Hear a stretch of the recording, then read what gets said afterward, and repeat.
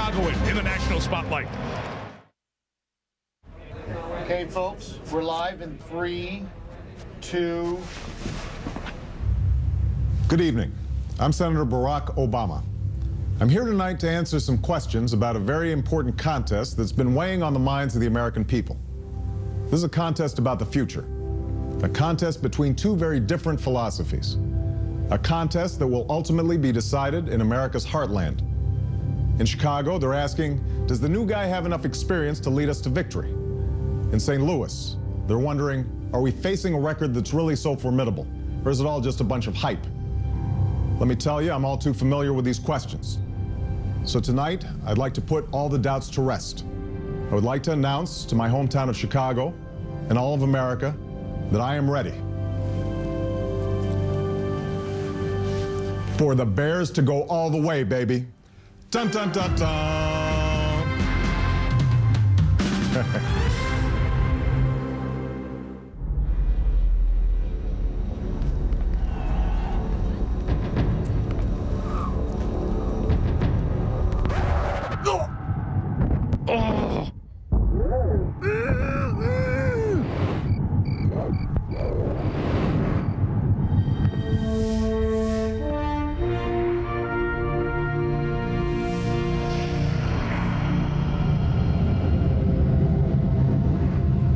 I'm ready for some football. Are you? Go Bears!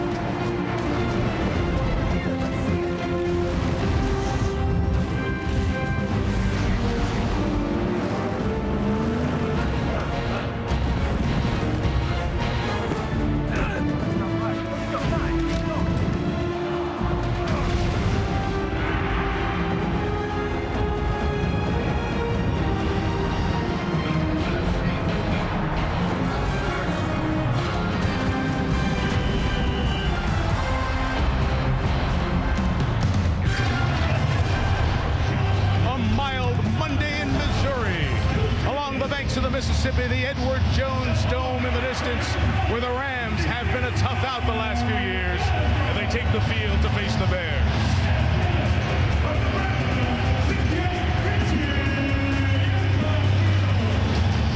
Hi everyone, Mike Tirico. Welcome to Monday Night Football. St. Louis really has to have this one. They opened up winning 4 of their first 5. They've only won 1 of their last 7, and if they don't get tonight, they'll probably be home for the playoffs. Meantime, the Bears, they're in great shape. Last week, they won the NFC North. With a win tonight, they equal San Diego for the best record in the NFL. They'll guarantee a bye for the first round of the NFL playoffs. But there's angst in Chicagoland because Rex Grossman is right there at the edge now. If he doesn't have a good half, he could very well be pulled from this game. With Joe Theismann and Tony Kornheiser, guys all over Chicagoland, from the Sears Tower to the South Loop, there's been one topic of conversation: Rex Grossman. Here's Rex Grossman, Mike. The good people of Chicago have lived through some very frightening scenes. The Great Chicago Fire, Al Capone and Elliot Ness, Bartman, that's scary stuff. Now the 2 scariest words in Chicago are Rex Grossman. The Bears look like a Super Bowl team in every way but one: quarterback. The defense is great, special teams are great, but lately, Rexy isn't sexy, he's causing apoplexy. When he's good, like in the Bears' first 5 games, he's very, very good, and when he's bad, he is god-awful. Last week against Minnesota, Rex had a 1.3 quarterback rating. Now, nobody understands these cockamamie ratings, but 1.3 is horrifying. Wilbot and I get a higher rating than 1.3, and we don't have Bernard Berrian. Recently, Rex has had 4 catastrophic games, tossing 13 interceptions and fumbling 4 times. By himself, Rex has more turnovers than 12 teams. Gak! He's supposed to be the Bears' best quarterback since Jim McMahon, and he's playing like Ed McMahon. With every bad game, Rex's star gets a little dimmer, and even Lovie Smith's insistence that we're 10-2 and Rex is our quarterback begins to sound tinny as people in Chicago worry if disaster lurks around the corner. Well, controversy was around the corner and now right in the face of the St. Louis Rams. They lost to Arizona, and their coach, their quarterback, normally reserved Mark Bulger, he called out his team and a couple of guys for their lack of preparation. Do you like what Bulger did, Joe? I do like what Mark Bulger did. Mark Bulger's the quarterback of this football team. He's the leader of the football team. He specifically eliminated the skill positions, which means he was talking to his offensive line. You got a rookie at left guard, a second-year guy at the tackle position. You got a rookie at the tight end position. Those are the guys that are going to have to step up, especially tonight. Mark Bulger has been sacked 41 times. The record for the Rams is 51 with 3 games to go. I don't know if that's a very, very good thing, and that's not a record that Mark Bulger wants to own. The offensive line has to play well tonight, or they don't stand a chance. Injuries to the Bears defense, hoping for a big night out of Torrey Holt, who is wired for sound tonight. Been doing this for years now. I think about 8. See what I got for you tonight. Hey, a lot of energy. We get the ball first, y'all. We must strike, man. Let's set this building on fire, man. Strike on 3. 1, 2, 3. Strike. Sending a message to your starters. So Rex Grossman definitely got a message. Now, Greasy told me that until this week, he did not think the coaching staff would consider pulling Rex Grossman, but he said, quote, "This week was different. I prepared like I'm a starter, so I'm very comfortable if I get the opportunity to play." And he added, "This is a great Bears football team. If I get a chance to join them tonight, trust me, I'll be ready." Now for the Rams, here's Susie. Michelle, here's more on why Mark Bulger stepped so far out of character this week, calling out some of his teammates. He said he felt it was his responsibility. In the past, it was always Marshall Faulk who was the leader. Marshall hated to lose. He said, "I hate to lose." Now, we know Bulger. He's typically very low-key, hates attention, but he told us it got to the point where he could see what was standing between the wins and the losses, and it wasn't getting fixed. I talked to Faulk yesterday. He told me, knowing Mark and the kind of person he is, it must be really bad and really necessary if Mark is speaking out. Mike, Bulger said he did see some improvement in practice yesterday. We'll see if it translates into the game. We'll see if they can be the greatest show on turf again with Skycam, presented by IBM, giving us a special look at all the action tonight. Hank Williams, then kickoff after this.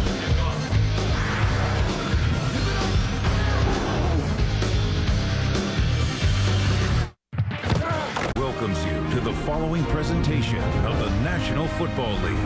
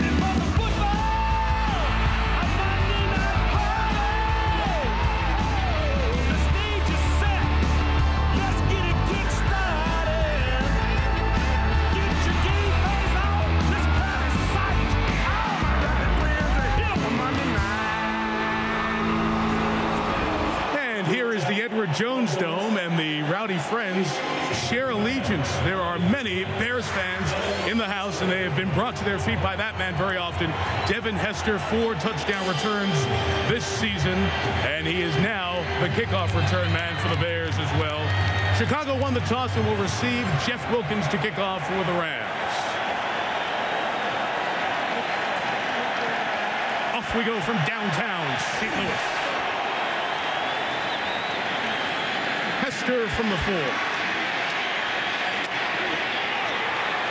Will be stopped as he pushes forward to the 30-yard line. Madison Hedgecock in on the tackle. There's a flag on the play, so Rex Grossman slowly makes his way out to the field. Poor Rex. It's been 196 long hours. During the return, blocking the back. Number 21 of the return team. Half the distance to the goal. First down. Dante Wesley was the guilty party. You have that extra day when you have Monday Night Football, so he had to wait for one more week to hear about how bad his game was and that quarterback rating. Everybody from the janitor at Hallis Hall, where the Bears had their home, to the flight attendant on the charter for the quick flight had a little advice for Rex. Let's see if what happens inside the helmet works out better tonight. Opening drive from the 9, first run with Thomas Jones, 3 to the 12, and here is Thomas to introduce us to a very veteran Bears offense. On the offensive line, we have John Tate, Ruben Brown, and Olin Kreutz, 2006 mean version of the Golden Girls. The playmakers in the backfield, the 8-ball gunslinging Rex Grossman. I have my fullback Jason McKee, my pit bull, our Sycamore linebackers, and old man Moose Muhammad. Old man has had a lot of catches in his career, 689. 2nd and 8. Bears starting conservative. Another Jones run. They'll get just shy of the 14. See how the defense does on 3rd down. Corey Chavis introduces us to his colleagues. Starting on defensive line, we have our 2 Pro Bowlers. Leonard always does it big, never little. And the legend, Leroy Glover. Our speedy linebackers led by W251, the man in the middle, Will Witherspoon, Hawaii 5-0, and BC Headache Potter on the outside. And the secondary, our young playmaker, is OJ Atagwe, our free safety, along with our veteran, indispensable one, Fakir Brown. And 5 defensive backs for 3rd down. First throwing down for Grossman. And he takes the easy one to Rasheed Davis, pulled down right at the line by Ron Bartell, the nickelback, and the mark will be right close to a 1st down.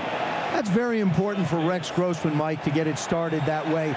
Take it out of your hands as quickly. Play action, drop back, get the ball out, go to the open receiver. One of the things that he talked about he was doing was he was thinking too much.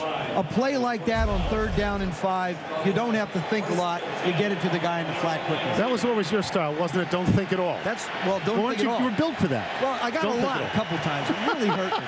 Really got me in a lot of trouble when I got to a little. 2 tight ends, lone back from the 19, and Grossman will throw. A throwing lane, good grab by Jones. Will Witherspoon was tying him up, but Jones kept the play alive. Conversation after the play draws a penalty marker for unsportsmanlike conduct, likely on the Bears running back. Our referee tonight, Jeff Triplett. After the play is over, Tony, number 20 of the offense. It'll be half the distance to go. It'll be 2nd down. You know, these are the kind of things that don't help Rex. You're starting things rolling along. Now all of a sudden you get yourself a penalty. I mean, they're going to call it tight. I noticed yesterday watching some games, they're going to call the taunting very, very tight. It's like in the NBA with the technical fouls. You get the game under control. Boom. You don't let them do it. Get up and go back to the huddle. Post-play flag. Half the distance makes it 2nd and 17. Desmond Clark, the motion man. Back to Jones, swarmed under by this much-maligned Rams defense. 3rd down coming up. Tackle led by Corey Chavis. So now Rex Grossman is in that position that he doesn't want to be in. 3rd and long. And this is, you know, what you can't have if you're Rex Grossman right now is an interception. You cannot. I mean, you just can't have it because you're on the, I mean, the days of an undefeated season are gone and the days of Super Bowl shuffle video are gone. And now what people in Chicago are wondering, and they support the guy, but is he going to single-handedly take us out of contention? And this is the kind of play that's scary for him. And you see how much he struggled throwing on 3rd down this year. They need to get to the 29. Grossman pressured, hit as he threw it. Incomplete. The pressure from OJ Atagwe from the free safety spot. Jim Haslett, the defensive coordinator of the Rams, has always liked to bring pressure. When you get in 3rd and 15, the receivers are not going to have the ability to go 15 yards if you bring pressure. And what happens is you put too many people at the line of scrimmage. You can see outside Desmond Clark, the tight end, number 88. There's not enough of him to block the amount of guys that are coming. Brad Maynard does a good job kicking balls that are hard to return. Good hang time. Sean McDonald deep for the Rams.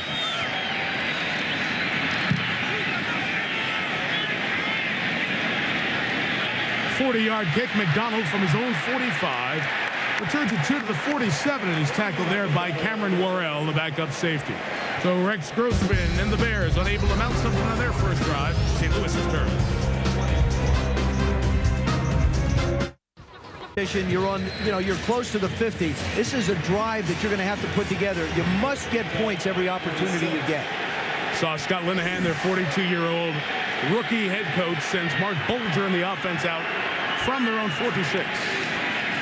Gets a banged-up Bears D. Steven Jackson has been great of late. Gets 3. Tackled hard by Lance Briggs. Big Game is his name. Torrey Holt.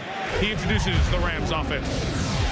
Starting with the offensive line. At left tackle, Todd Stussen in his 13th year. At guard, Adam Timmerman, Super Bowl champion. At right tackle, Alex Barron, future Pro Bowler. Under the center, we have Mark the Burglar Bulger. Coming right into your living room, Steven Action Jackson. And across from Big Game is Mr. Ram, Isaac Bruce. And it's Action Jackson with the carry just for 1 yard. Tank Johnson on that nose for the Bears, helping stop Jackson, who's already over 1,000 rushing yards, heading to the final quarter of the season. From their own 49. So Mark Bulger, he called out his offense as we talked about in the pregame and before the game, and we'll see if that offensive line and the two people in question, the center Richie Incognito and the right tackle Alex Barron, how they perform tonight. 4 receivers on 3rd and 7. It's the 4-man rush through the hands of McDonald, then incomplete. And it's a 3-and-out for St. Louis. When you're given the opportunity to make plays and an offense is struggling like the Rams have been, you have to make catches like this. This is a good call, good delivery. Now, maybe he catches it, maybe he gets the first down, I don't know. But you cannot have the ball just go right through your hands. And, Scott Linehan, you see him, he's all pumped and excited. He knows that that was an opportunity for a play gotten away. It's going to be important tonight. How do you limit Devin Hester's return opportunities? And a 12-year veteran punter, Matt Turk, will have to do a lot of that with directional and good hang time on his kicks, like this one. Scraping the roof for the Edward Jones Dome, but bouncing to the end zone for a touchback. Kick was 51, the net's 31. It was 5.2 of hang time. So a long field for Rex, second drive, scoreless game. The follow above started from Illinois across the Mississippi to the Missouri side, just about 5 blocks away from the famed Arch. No score. Bears pick up 1 first down on the opening drive and start this one from the 20. 2 tight end look, a lot of blockers for Jones. Gets 3 to the 23. Last week, Rex Grossman predetermined where he wanted to go to the football. Here he is. They have a chance against the Vikings. He has the receiver going to the end zone wide open, and he's looking at him. But for some reason, in his mind, he saw somebody had a problem before on film study. So he comes back, throws to Desmond Clark, the tight end who's covered. Now, on this play, he's got the receivers open in the flat. They had a conversation on the sideline. If the deep guy is covered like he is, go to the flat. Again, predetermining where he wants to throw the football. That's going to be very important for him tonight. Don't try and decide where you want to go. Let the defense tell you where you should go with the football. And will the defense of the Rams, like they did on 3rd down, pressure you into making quick decisions? One thing that might factor into that, the left tackle, John Tate, who just limped off the field. John St. Clair, the veteran 7th year out of Virginia, picked up from Miami a year ago, is in at left tackle. 2nd and 7, Grossman throwing for Berrien. Bernard caught it, but out of bounds, as Fakir Brown was in coverage.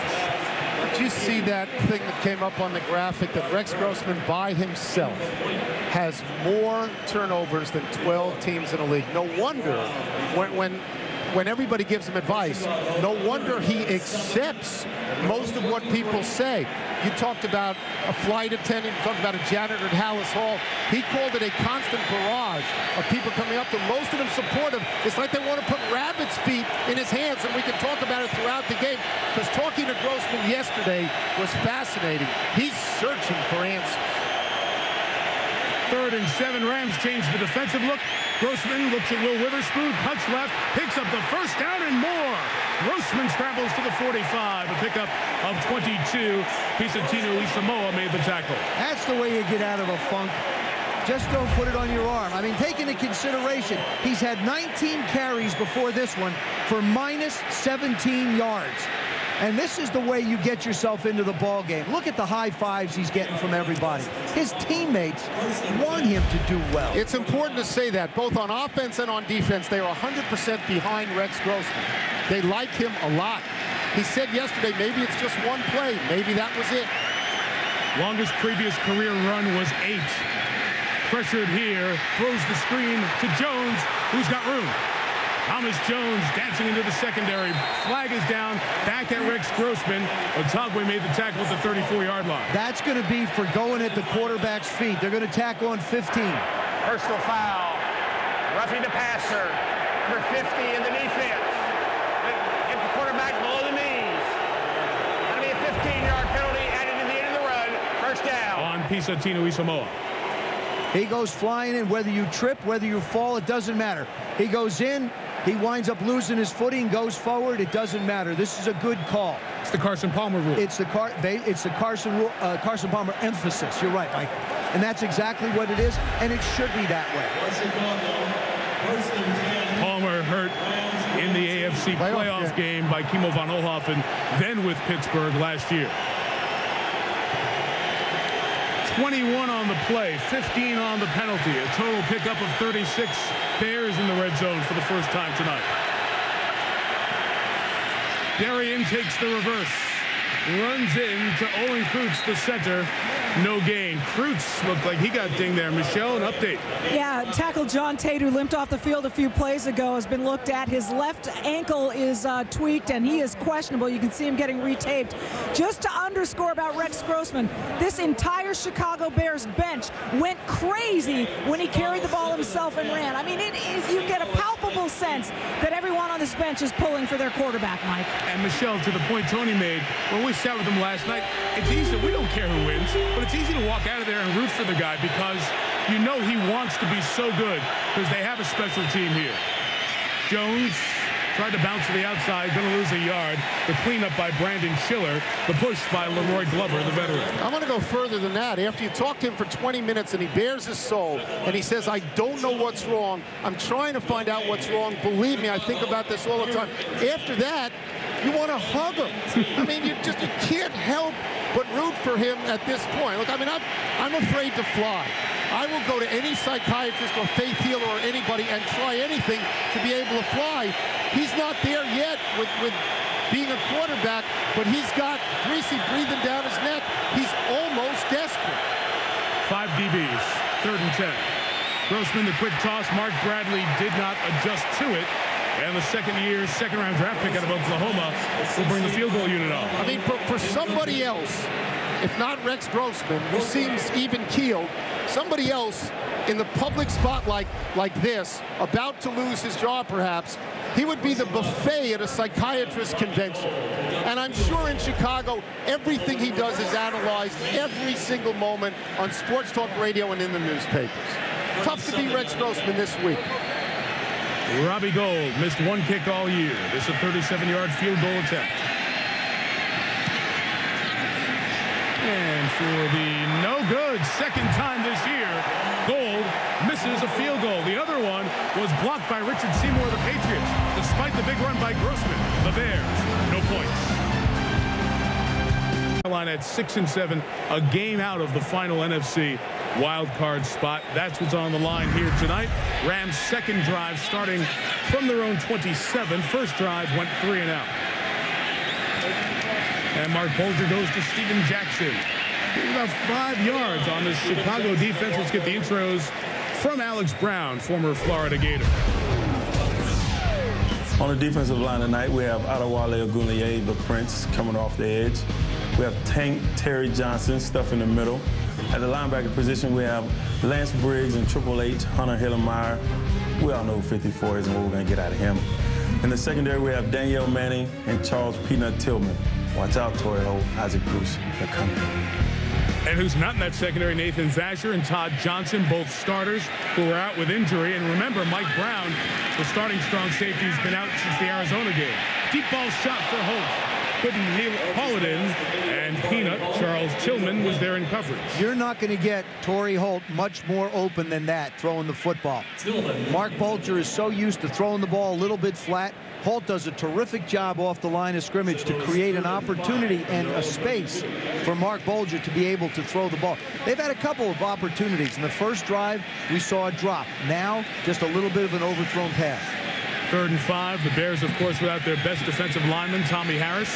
Want to keep an eye on what kind of pressure they get in the passing situations.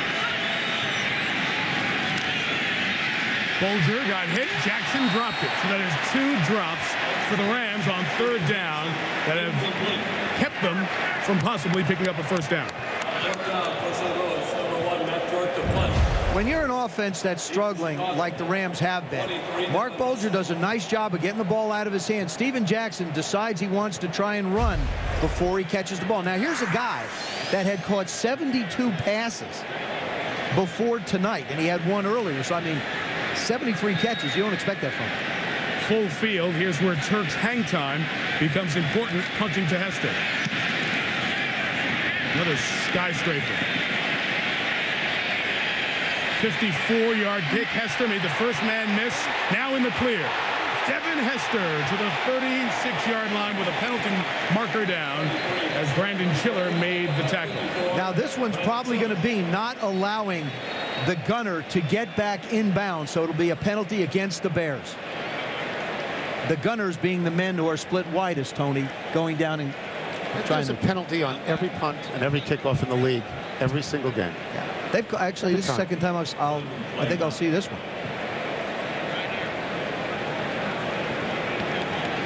The punt was 53 and the hang time was 5.4 seconds. Very good. Eligible player going out of bounds on his own, number 24 of the kicking team. That 5-yard penalty will be assessed from the end of the run. 5 yards, first down, timeout. Ron Bartell is flagged. Grossman and the Bears take over at the 41 when we come back. Monday night, 8:30 Eastern on ESPN HD. Might help if they tackle somebody sometime. That might help. 375 on the ground, not a good number. Jason McKee, the fullback, came in motion. A first down Grossman throw is perfect on target in the middle to Bernard Berrian at the 39-yard line. First down pickup of 20 yards. You might wonder why Lovie Smith stays with Rex Grossman, right? And it's because he can make throws like this. He made them, right, Joe, in the first 5 games. He made those throws time after time after time. He looks more like himself tonight than he has in the last month. The ball's getting out of his hands quickly. He's not holding on to it. As you said, he's not thinking. And believe me, it's important not to think. Rex 4 of 7 tonight. Cedric Benson in the game for the first time. And the 4th overall pick of the draft in 05 gets to the 36-yard line. Benson has emerged more over the last 3 games, gaining 157 yards, seeing more carries along with Thomas Jones. But it becomes a serious issue as to why Lovie Smith stayed with Rex Grossman after 4 games when his ratings were 10, 36, 23, and 1.3. Catastrophic games. And he does it because they're winning with this guy, right? Even in terrible games, they won 2 of the terrible games. And Joe, football players, if you're winning, they want to stay with the guy who's there when they win, especially coaches.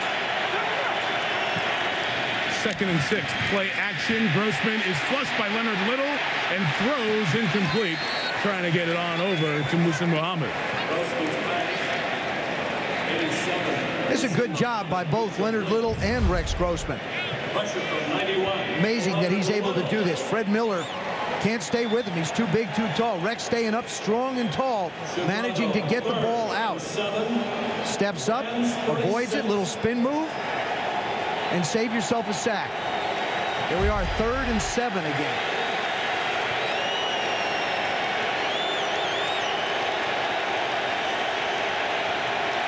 Bears will go 3 receivers. John Tate, the left tackle, injured earlier, back in the game.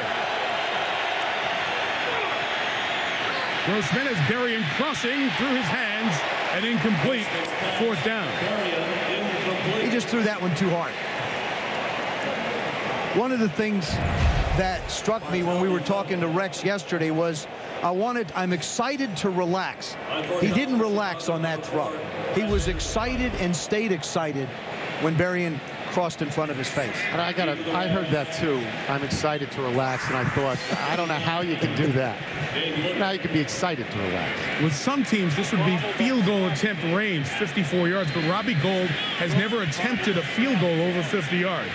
So it's punt and use the Bears' strength defense. That means Maynard has to kick him inside the 10.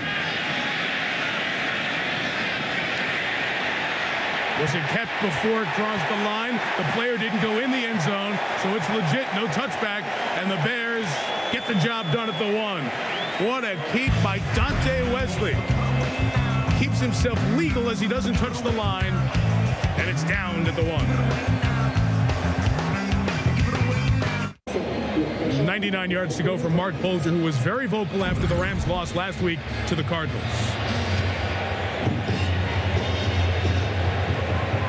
Obviously, we do have guys in here that, think it's okay just to show up and play and, not prepare all week and just think it's going to get done. It doesn't work that way. If it's okay for some people to be at home playoff time, then so be it. But, it hurts the rest of us.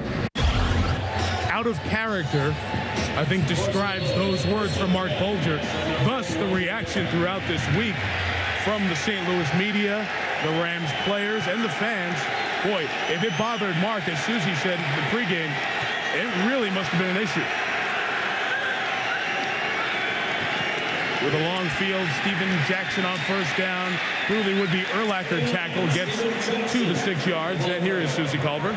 Well, Mike, I talked to Marshall Faulk. He didn't immediately see that clip, but when he heard about it, he said, who said what? Marshall knows him as such a low-key, quiet guy. He said, in fact, I kind of groomed him to be more assertive in the huddle. Of course, Marshall said, I'm not around the team, but he knows that Mark is used to his offensive line being intact. This is all new for him. You've got to be able to trust your line, though. And his coach, Scott Linehan, said, I love to see him take control as a leader. Quick shot, hunt by Torrey Holt for the first down to the 19-yard line. Pickup of 13 yards. Not everybody on the Rams, though, was thrilled to hear that, including at least 2 of the linemen who think it may have been them, Alex Barron and Richie Incognito.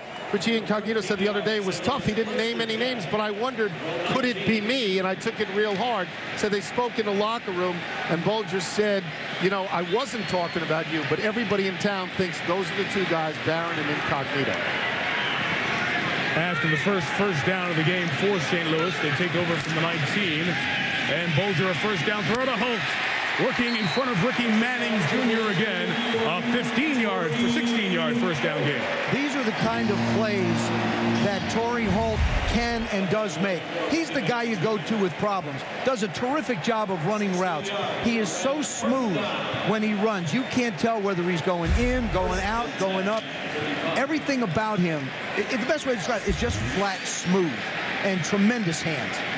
In that 6th game, he had a 3-touchdown contest. Since then, only 1 touchdown. Reverse setup. Good job to bring down Kevin Curtis in the backfield by Ian Scott, 4th-year man out of Florida who is a restricted free agent after the season. Ian Scott, one of those defensive linemen that rotates in. Remember, they're without Tommy Harris.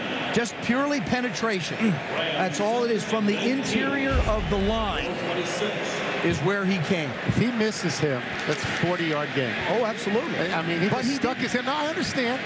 But if he dodges him, that's a 40-yard game. After the loss of 9 caused by the valedictorian at Gainesville High School in Florida, it's 2nd and 19. Bulger tries to get some of the yardage back and goes to Aaron Walker out to the 31-yard line. Is that his nickname, or did that really happen? No, it's really happened. That's not like the throwing Samoan. That'd be great, the valedictorian. Scott was also a 2-time academic All-America at Florida. Right. I never had to worry about that nickname. The valedictorian. That's right. Never. Or the salutatorian. No, I know. No. Didn't concern me. Couldn't spell it. Didn't want to worry about it. Kevin Curtis is the 3rd receiver. Rams need to get to the 45. Only 4 rush. They peel in coverage. Down the seam for Curtis. He made the catch at the 26-yard line. First down. What a throw. Mark Bulger does such a wonderful job releasing this ball before Kevin Curtis even gets to the spot. He throws this to the spot. Watch the right part of your screen. Ball's up. Kevin Curtis hasn't even looked. Manages to get the ball in before Danielle Manning has a chance to come over and make a play. That's why Mark Bulger goes to Pro Bowls. Those kind of throws. He's playing with 3 bad ribs. The gain of 42, longest catch of the year for Curtis. This drive started at their own 1. Could be the final play of the quarter. Jackson, room to the right until Urlacher shuts it down. It looked like a big old hole. Not much room. And the speed of 54 shut it down. There was room for about a nanosecond. Then it was filled up by Urlacher. That's why he's having one of the top defensive years of anyone in the league. Rams driving through 1. No score in St. Louis. Conrad Dobler, the dirtiest player. Butkus, the meanest player. And Chicago gave us the fridge. St. Louis, well, they gave us the beer. The similarities between these two cities, Chicago and St. Louis. So many Chicago fans making the trip down. We mentioned the home of the last 2 baseball champions. Best guest of the year. Absolutely. The World Series trophy. It's beautiful. This is the closest anyone from Detroit got to this trophy this year. They brought it in with gloves. Guy carried it in, had gloves, white gloves on. Like the Stanley Cup, right? 2 terrific sports cities. Second quarter begins with 2nd down.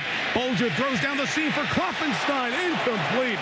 What a play in the secondary by Chris Harris, the safety, to save a would-be touchdown. Chris Harris filling in for Todd Johnson, who's filling in for Mike Brown. I mean, the safety position has had a lot of guys playing it this year for the Bears. Just extends himself. Little out and up. Sell the move. Does a nice job. Plants. Bulger gets this off just in the nick of time. And Chris Harris almost gets a chance for one of those Bear interceptions. Chicago has turned teams over more than anyone else in the NFL this year, 39 times.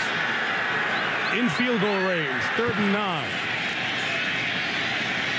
Bulger comes to his second look. Good grab by Curtis, diving forward a yard short of the first down.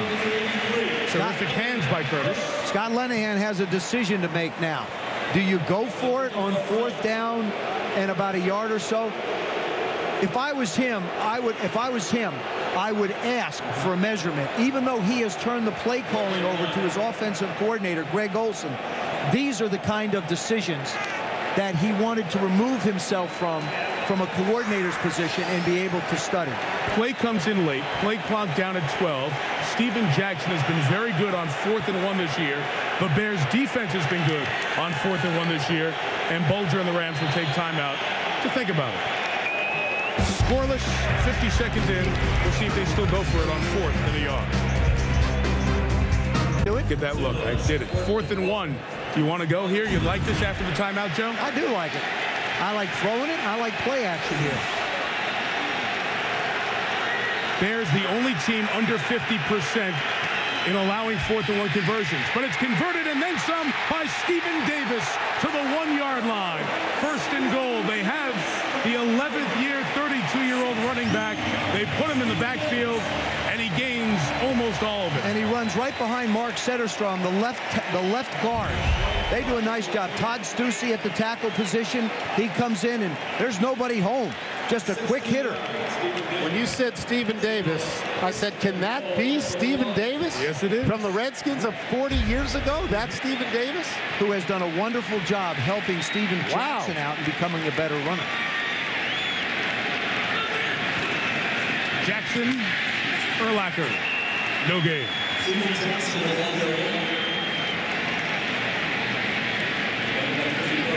Second down coming up. 99-yard drives don't happen very often. In the Mike Martz days, the last time it happened when he was the head coach 5 years ago against the Dolphins.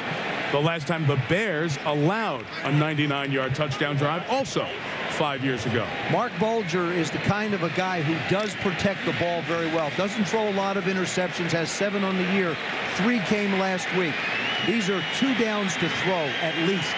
And they spread out with 3 wides in the tight end, Joe.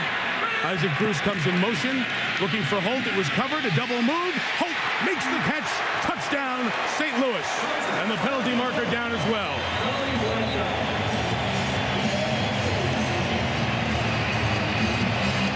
Looked to be a hold on the Bears. He is so quick and so smooth, and they have worked together so long.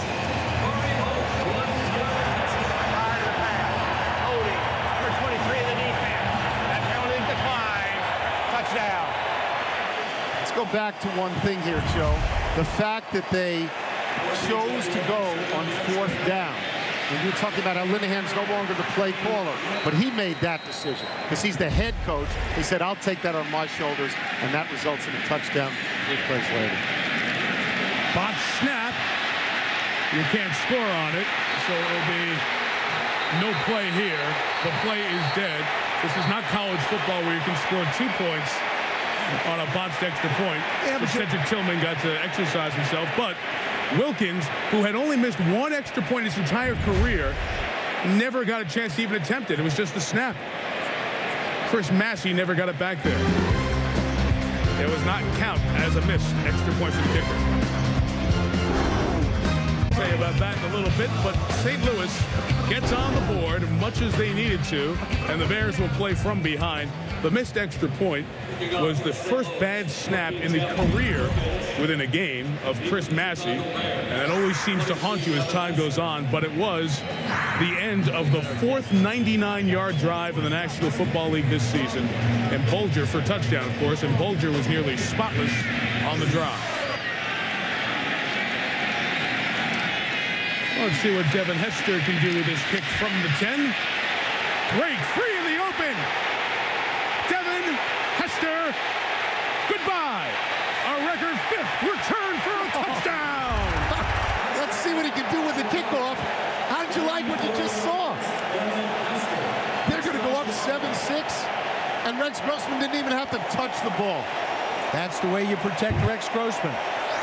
94 yards, as we said, 5th return this season, tying the National Football League record set 35 years ago by Ken Houston in 13 seconds from down 6 to an extra point away from the lead, right around Jeremetrius Butler. I don't know where Jeremetrius Butler thought he was going to go, because as soon as he gives up that outside, Devin Hester is going to take it and go, and he is not going to catch it. They ever give Rookie of the Year to a return guy? There's a lot of good rookies this year, but look at the impact he's had. Sure. Well, he has done it in a variety of ways. 3 punt returns, the missed field goal at the Meadowlands against the Giants, and now here his first kickoff return in the National Football League for a touchdown. I guess Lovie Smith made a good decision. Put the rookie from Miami on kickoff return. It pays off with a touchdown. 99-yard drive down the field. You work all this time to get the lead, then you botch this snap on the extra point, and then back the other way. In a blink of an eye, Devin Hester puts the Rams down as the extra point was converted successfully. This is the kind of game where you don't pay attention to time of possession.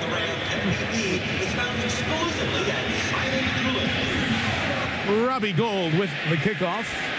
A couple of yards deep, and Willie Ponder will take it out. And a nice return to the 28. Torrey Holt is wired for sound. Here's what happened when he beat Devin Hester for the touchdown on the prior play.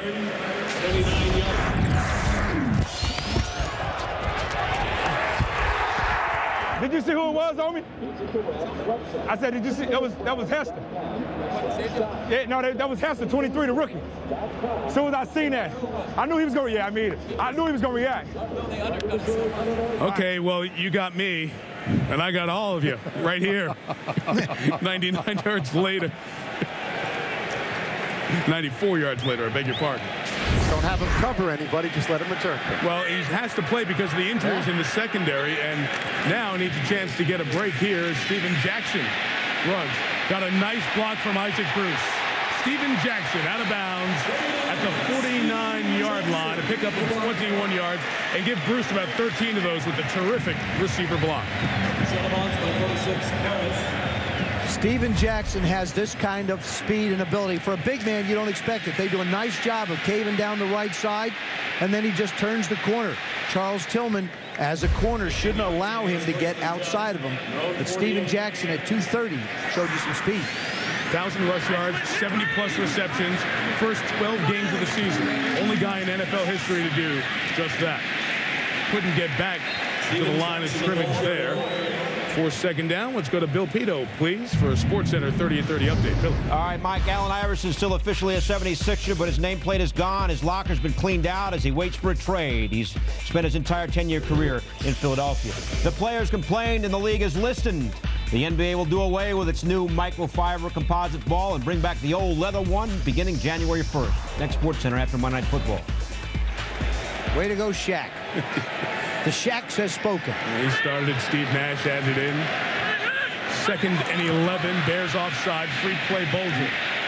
Let's go deep downfield. Holt in coverage, blanketed. And we'll have a 3rd down coming up with Ricky Manning Jr. in coverage, but it'll be 2nd and 6 if this is in fact a Chicago offside. Offside defense, number 96. 5-yard penalty. Still 2nd down. On Alex Brown. A veteran quarterback. You want to pick up a cheap 5. You can do this 2 or 3 times a game. A lot of times when you get a 2nd and 15 is a good time to do it, to bring it back to a more manageable distance. Now you're at 2nd and 6. Have an opportunity to have a play. If you want to take another shot, you can. Isaac Bruce gets a break. Kevin Curtis is the receiver in motion. Jackson spins through the hole and dives very close to the first down. It's going to be marked at the 42-yard line. It'll be 3rd and a yard. Steven Jackson has emerged in this offense in a very different way. We're so used to seeing this position be productive in the Marshall Faulk days under Mike Martz. Different productivity, but the same kind of numbers from Jackson. And he looks so different than Marshall physically. Marshall could split out and play wide receiver as well as the wide receivers. Steven can't do that, but he can do everything else. He gets a break. Steven Davis comes in as the running back out of the gun. 3rd and 2.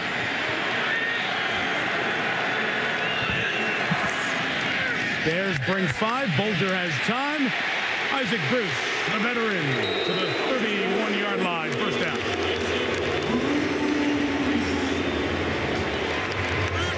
What's nice about this on some level, not to appear prejudiced for one team or against another, is that you wondered whatever happened to the greatest show on turf. This has been a faceless team this year, a 5-7 team, seemed irrelevant, like sinking into the 2nd division. When they bite off big chunks of yards like this, it makes you remember how exciting they were just a few years back. And mounting a 2nd good drive on this very good defense. Bulger in rhythm. Bruce, 11-yard line. First down, pick up a 20. People probably forget who's still left.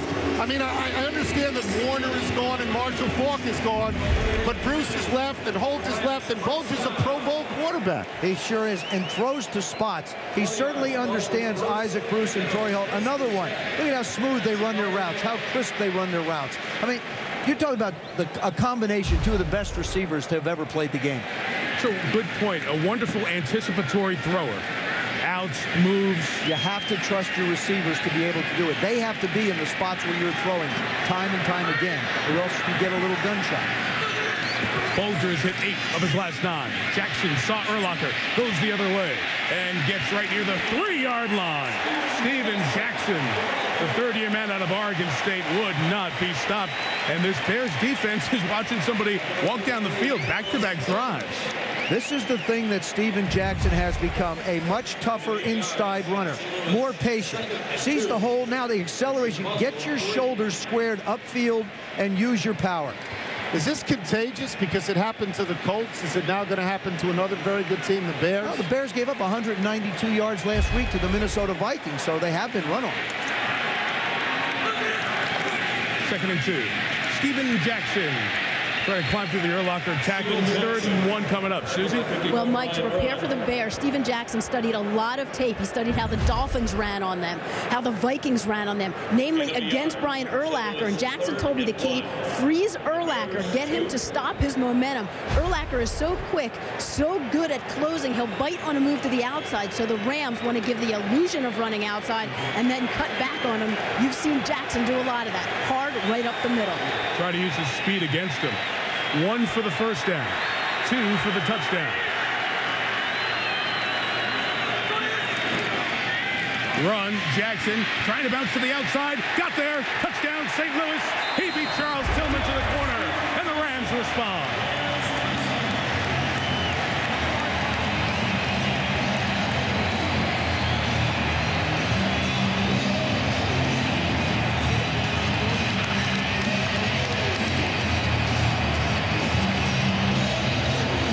That was a wonderful rhythm drive.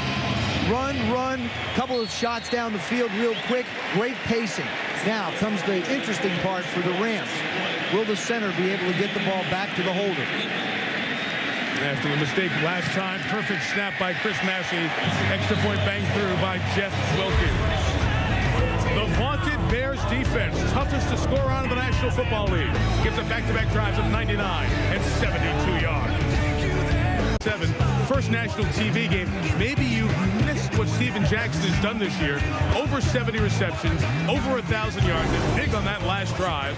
A 72-yarder capped off by Jackson's 7th rushing touchdown on the season. And St. Louis responds to the Hester kickoff return. Rex Grossman could have gone and got a cappuccino by the time he had a chance to go back and work. Hester from the 5. Can he be stopped? The blur is brought down at the 26-yard line. Well, Chicago sports, you have such love, and here's one of the great Chicago sports fans, Jim Belushi. We've seen him at Wrigley, we've seen him at Soldier Field, and he joins us here in the booth on Monday Night Football. Hey, how you doing? How are you? We are great. How are you after what you see with the Rams here, Jim? Well, I'm still living on Devin Hester's. You know, I'd like to see that replay again. What an exciting ball player he is for the Bears. I mean, the special teams on the Bears are really, the defense is. Tonight they're having a little bit of a hard time against the Rams, but I didn't like that last touchdown, guys. There's Rex with a chance to respond from the 26. It is the first carry for Cedric Benson, 5 to the 31. And what you were over here to our side as that last touchdown was scored by Devin Hester. And what'd you say about Devin? I said my third child is going to be named Devin. That's it. He is so exciting for the Bears, man. All the way back to that Arizona game. I mean, I never screamed that loud when this guy runs. He is so exciting. Neither did we. It was a one-of-a-kind night, and Hester having to play some defensive How about that little layback run back he did? That fake on that field goal. With a 108-yard return against the Giants. 2nd and 5. Here is Rex throwing to Darian, incomplete. Bears looking for the flag, so is Belushi. Yeah. And neither of you get it. Yeah. We got to ask you about this. The civic angst in Chicago over Rex Grossman the past couple of weeks. What has that been like? What would, it's a big discussion. You're not the coach, but, you know, what's it like? It's a big discussion. It's a big deal. And the thing is that we've got to stay with Rex right now. He's a young player. We've been waiting for him not to be hurt. He's not hurt. I think we got to coach him a little bit better. I really do. He's a young ball player. He can be coached. We should give him a different kind of play, different plays, different game plan. He shouldn't be throwing these bombs. Guys, he's playing more conservative right now. 3rd down, and they run with Jones right at the line. He's going to pick up the first down. So a 3rd down run takes it out to the 37. Well, I'll tell you, when Lovie came, the first thing he said is, my job is to beat the Green Bay Packers. And he did. That was a Super Bowl for us in Chicago. So everything else has been gravy since. Yeah, but now all of a sudden, let me just say this. I would assume now that you want a Super Bowl.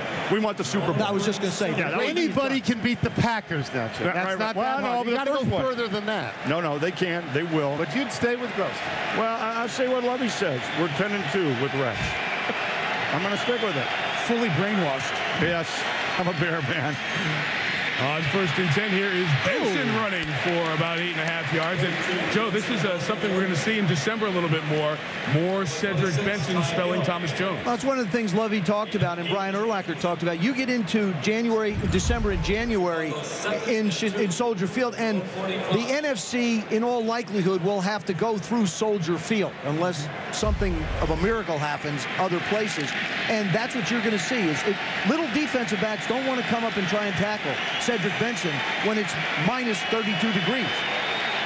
It's going to be cold there. Will you be there? I will be there. I'll be there next week. Tampa Bay comes to town. Let's hope they're playing next week and you're not the only one there.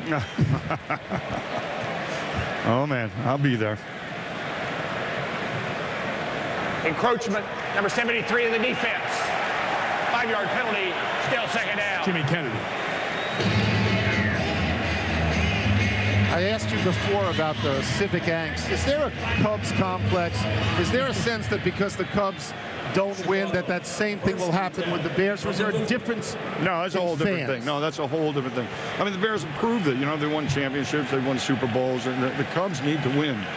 And they spent some money last week, the Cubs. I think they got a good shot this year. Some money. $140 million. Well, that's some money. That's some money in my world. I mean, it's a little bit. First down from midfield. Grossman, deep drop. Oh! Deflected, brought in. Gain of about 7 yards for Desmond Clark. Rex Grossman looks like he's out of his funk, and I say that. When balls get tipped and they wind up in receivers' hands, now there's the tip at the line of scrimmage, but Desmond Clark still manages to catch it and wind up with an 8-yard, 7-yard gain. You know that the pendulum has now swung in your favor because those get intercepted, they fall to the ground. This one winds up in a receiver's hand. So you got him cured right now. He's okay. He's all right right now. I've got the sweat wiped off his brow. I'm telling you, he's playing all right. He's settled down. Second and 3. Benson into the waiting arms of the veteran Leroy Glover, but still takes him for a first down to the 38. You know what? He's got brilliance behind him, man. He really does. He's just got to settle down. You know, as a comic actor, sometimes we let the audience lead us. And it's always the wrong thing, and we got to lead the audience, and that's what he was doing. He was playing the defensive squad's game instead of his game, and he's out of his head now, and he's back in. We got to stay behind him. So obviously, Jim thinks he's cured as well. Well, you know, he's on 2 and out off. of 3. He's on and off, but we want him on. First down from the 38. Pressure comes. Grossman is flushed by Atangwe, and the pass is incomplete with Will Weatherspoon covering Jason McKee, the fullback. Let's go down to the sideline. Injury update. Here's Susan Calder. Well, you may have noticed that the Rams' weak side linebacker, Piso Isamoa, number 50, is not in. He fractured his right hand. They took him in for x-rays. They're putting a cast on it. They're calling him questionable. Of course, this run defense has been the Achilles heels for the Ram. This is a tough break. And Susan, that means more snaps for the 10-year veteran Dexter Coakley, who right around this time last year got injured, fracturing his left leg. Second and 10. This has been a Benson series.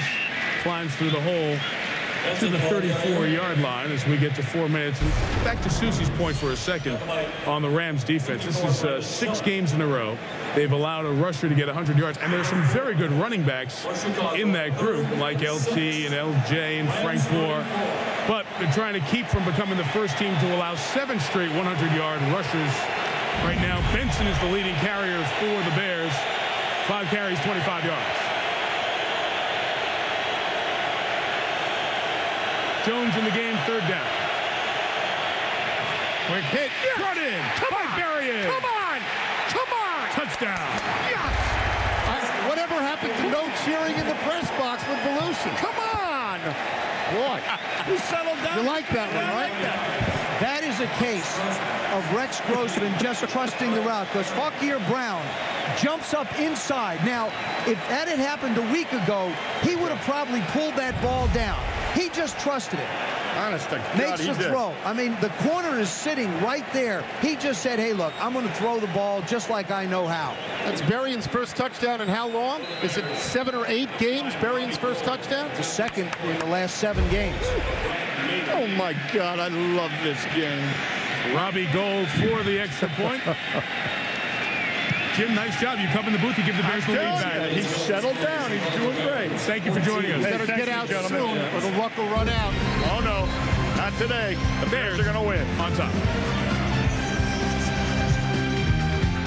Come back and make those long drives and then explosive things by Chicago. And this is fun to watch. And I don't want to get like Belushi and start screaming, go, go, go, like I'm a jockey here, but come on, it's fun to watch. Kickoff return, Willie Ponder from the 4. Beautiful job of staying in the lane by Cameron Worrell, and cleaned up by Adrian Peterson for the tackle. Well, I mean, people who didn't know anything about the quarterback rating could tell you that Rex's was 1.3, the lowest by a winning quarterback in 35 years in the NFL. Well, tonight, that stat, the passer rating that takes your completion percentage, your touchdown percentage, your interception percentage, and your yards per pass, puts it all in a complex form where 158.3 is the highest you can reach. Tonight, it's a lot better. It's in the 90s. You might not know how it works, but you know 95 is better than 1, right? Well, it also was minus 11 degrees in the 3rd quarter last week, too. That contributes. First down for Mark Bulger from the 13. Covered to his right. Came back to Jackson, incomplete. A penalty marker comes down in the secondary. We have illegal contact on the Bears as Isaac Bruce was pushed outside the 5-yard zone. Prior to the pass, illegal contact. Number 33 of the defense. 5-yard penalty, automatic first down. Charles Tillman. After 5 yards, you can't touch. There it is. I mean, it's real simple. That's 8 yards down the field. Doesn't seem like much, but the rule is very specific and states that contact cannot be made after 5 yards. Scott Linehan, the Rams coach, talked about this down. First down being so important against the Bears defense. Don't get yourself behind the chains. Get 3 or 4 yards per first down play. Screen, Jackson. Very good first down gain. The average gain in the NFL on first down is just a little bit over 5 yards. And it's so important against this Chicago defense because 2nd and 12, 2nd and 13, that puts you in a pass rush situation. And it's been advantage Bears all year when that happens. Well, you certainly don't want the Bears defense dictating to you what you're going to do. They realize when it's a long yardage situation, you're going to have to throw. They have the people up front to rush 4 and drop 7.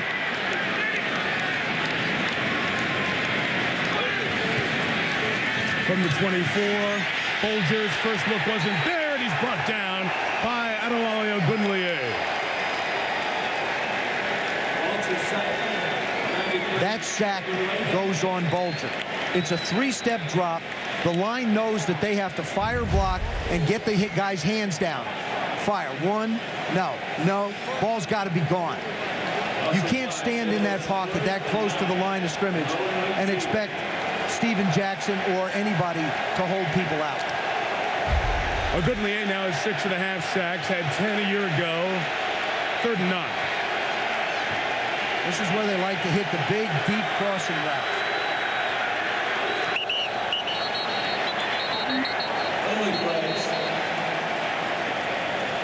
I think he got Alex Barron, number 70, his right tackle removed. That would not be the first time. False start. Number 70 of the offense. 5-yard penalty, still 3rd down. Alex Barron, false start for the 10th time this year. Number 70. St. Louis, 3rd and 14 from their own 14. Comes out quick. Actually, both tackles. You get Todd Stussy as well. Well, Barron's one of the guys who was a likely candidate. Be an incognito. 2-minute warning.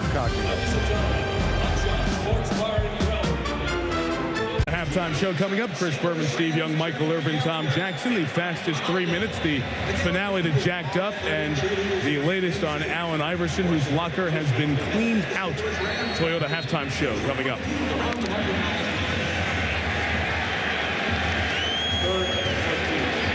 After the sack and out of a penalty and timeout. 3rd and 14. Low snap. Good catch by Bulger. Tried to just dump it to Stephen Davis, but it was knocked down by Mark Anderson, who had a fabulous start to his rookie season out of Alabama. 4th down, punt to Hester. Now the punt to Hester is the first problem, Mike. You're right. Good luck. Secondly, Bears probably going to wind up with good field position, and that's the one thing that the Rams talked about. We cannot get into 3rd down and longs because you just don't have the time to get rid of the football. If you're just joining us, Hester took a kickoff back earlier tonight, 94 yards.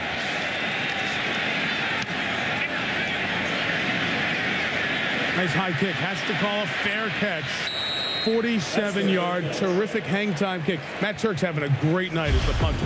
Game track for those of you just checking in. Rex Grossman, well, he's not going to get pulled after this half. 6 of 13, 92 yards.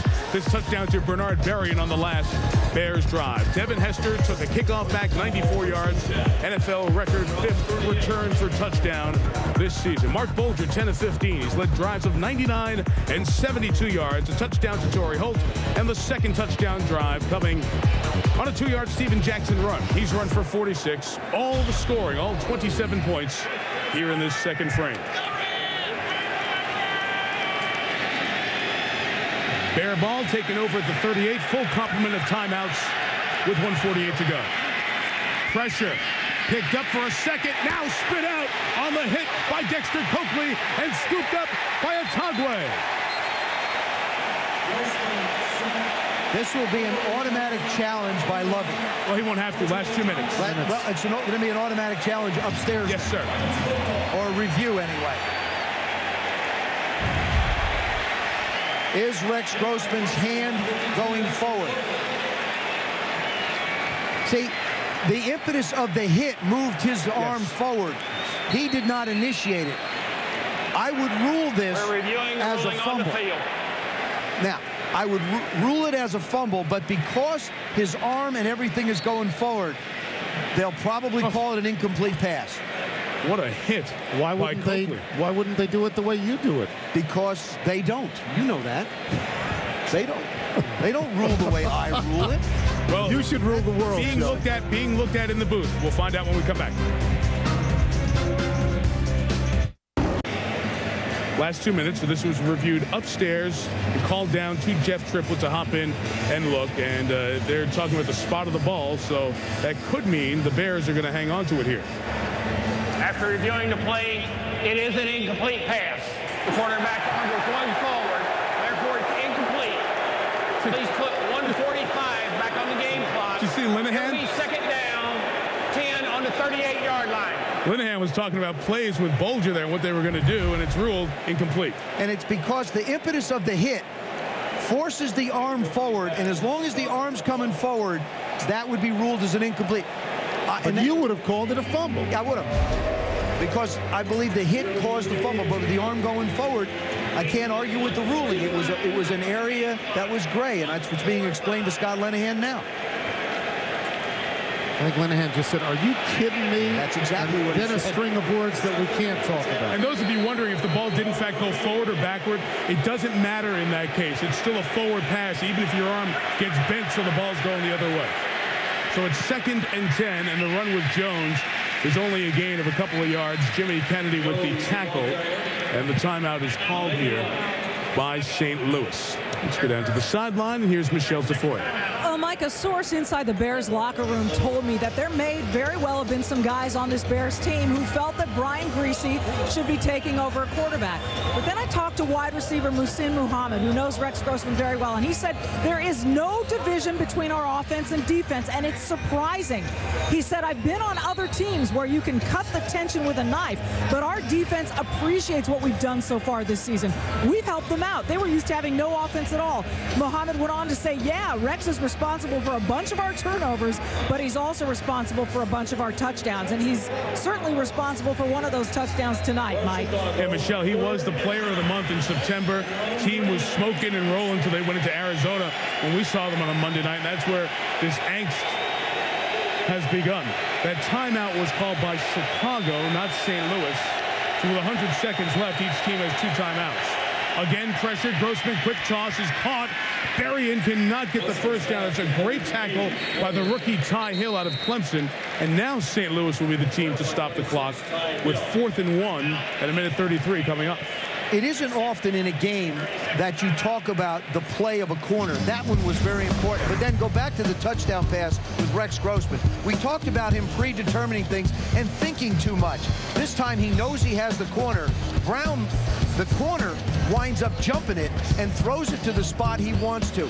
Just gets the ball out of his hands, doesn't think where to throw it, isn't worried about the corner being there, just makes the throw in that area. That's an excellent job of staying with the route. Buckier Brown is the one that he jumped the area a little too quickly, but Rex Grossman stayed with his route. And you see Rex's numbers here tonight. Now, this is intriguing. It is 4th down and a yard. They're going to go? And Grossman and the offense stay on the field after St. Louis called the timeout. It'd be a big confidence thing for Rex Grossman if they got this, if in fact they run the play.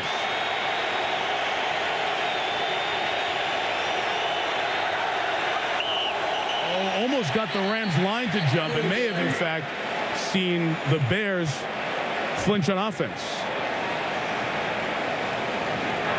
Both start. Number 57 on the offense.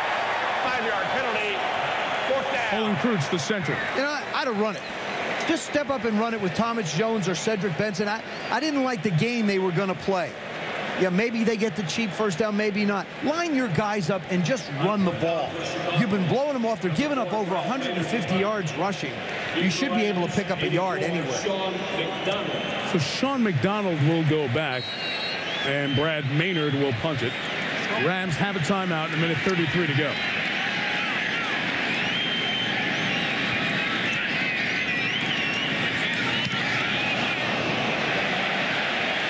Not the best kick, and this will be a decent field position moment for the Rams as they will take over right near the 30-yard line. Well, next week it is the shootout. Do you remember last year, as entertaining a regular season game as there was in the league, Chad, Carson, Peyton, Reggie, Marvin, they put up points like nobody's business. It was 35-27 at the half, 62 total points, second most ever in a first half of a game.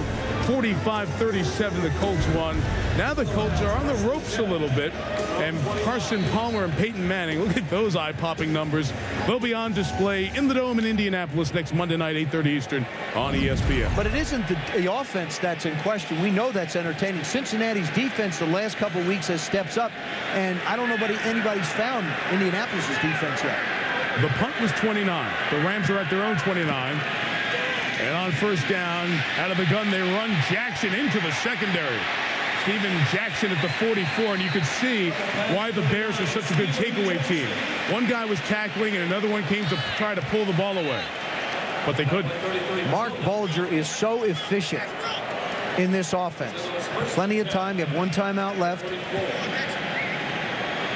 After the run of 15, Bulger right back to Jackson. A half yard shy of the first down. They'll preserve the timeout with 50 to go. This is what they did in the Mike Martz days. Lined up real quick and started going down the field. Scott Linehan's put the ball up almost as much as Mike Martz did when he was here a year ago. Second down, Bulger on the out. Bruce out of bounds. First down at the 23-yard line. I miss Mike Martz. I know I'm in the minority, and certainly you wouldn't get a lot of people to say it here, but this is what they did all the time. Hang on a second, guys. He's ruled as he was in, so they're going to start the clock here. How can he... Clock is running down to 22 seconds left. I cannot believe that they ruled him inbound. Bulger spikes it, and Linehan's right over there talking to the referee saying, one of you stopped it. He did. The official running down did wave his hands to stop it. I mean, nobody touches him, and he goes out of bounds, right? He's not touched. He goes out of bounds. Now, why is that not the clock being stopped? That is somebody... When forward progress happens, it can stop you, but that was certainly within him coming down on the ground in that situation. Makes no sense. No, it's zero. There's no way that the clock, as I look at that, should have continued to run. They still have one timeout, 20 seconds. They had to burn it down. Bulger for Bruce. In a tight window, he almost brought it in. What a throw by Bulger. Charles Tillman in coverage. Could be the most accurate thrower in the game today. That good. Yeah, he is. I mean, look at the throws. The one we saw Kevin Curtis catch down the middle. Watch where this ball winds up. There's no window. I mean, Charles Tillman manages just to get a little finger on it, but that's a perfectly thrown ball. I mean, there is no margin of error to be short at all. And he's got a nice quick release, too. Gets it out of his hands in a hurry. One timeout, 15 seconds, in field goal range. Bulger pressured. Flag down, ball down, recovered by the Rams. Ball recovered at the 27. From here, a field goal is 45. Take the penalty, you're going to back them up to about the 33 if it's a holding flag on the Rams. Interesting decision coming up here. Setterstrom, the rookie out of Minnesota, was the one to come up with the fumble recovery. If you're the Rams, either way, you have to try a field goal. Eagerly to hands to the face, number 62 of the offense. The 10-yard penalty, it's still third down. The walk-off brings it back to the 33, so the field goal from here is 51 yards. And this is exactly why Scott Linehan gave up the play-calling responsibilities that he had for the first part of the season. So he's not immersed in what play do I call to work here on third and long. He's immersed in what's the right decision here. It's one of the things he said. He said when you are an offensive coordinator, you care about this play right now. When you're a head coach, you look one play down the road. He said it was getting in the way of me being a head coach, so I gave it up. Look at that number on Jeff Wilkins, a terrific long kicker, indoors over 50 yards, outdoors over 50 yards. He's 0 for 5. And now the Bears will take a timeout.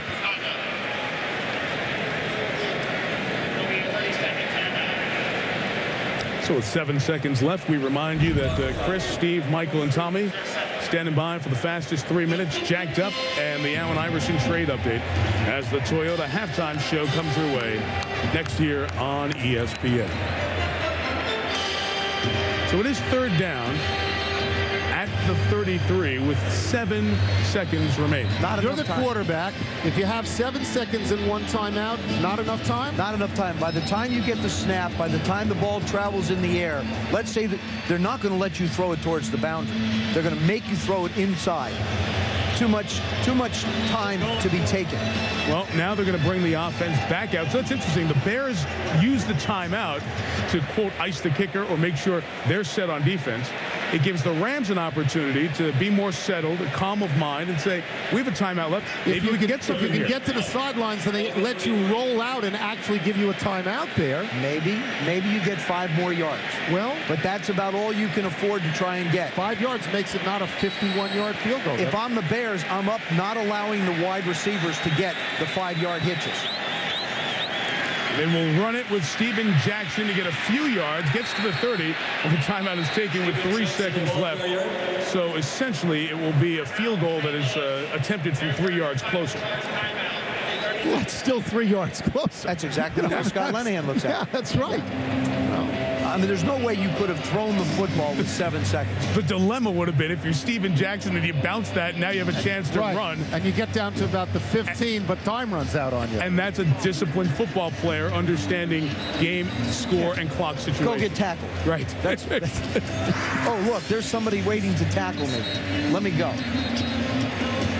Seems like every week we have one of the top 6 kickers in accuracy in the NFL because the kickers these days are so good. The only misses on the season are from 44, 46, and 47 for Wilkins. And this is a 48. And the most accurate is out of a job. Drifting right. Missed it. No good.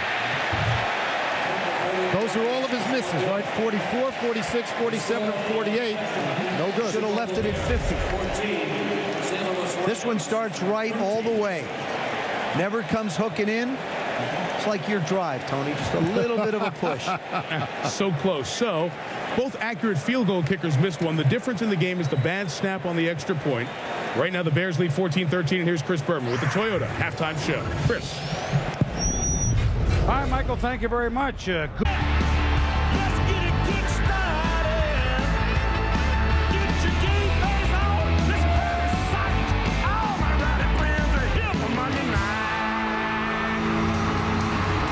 To the 3rd quarter here in the shadow of the arch in St. Louis, Missouri.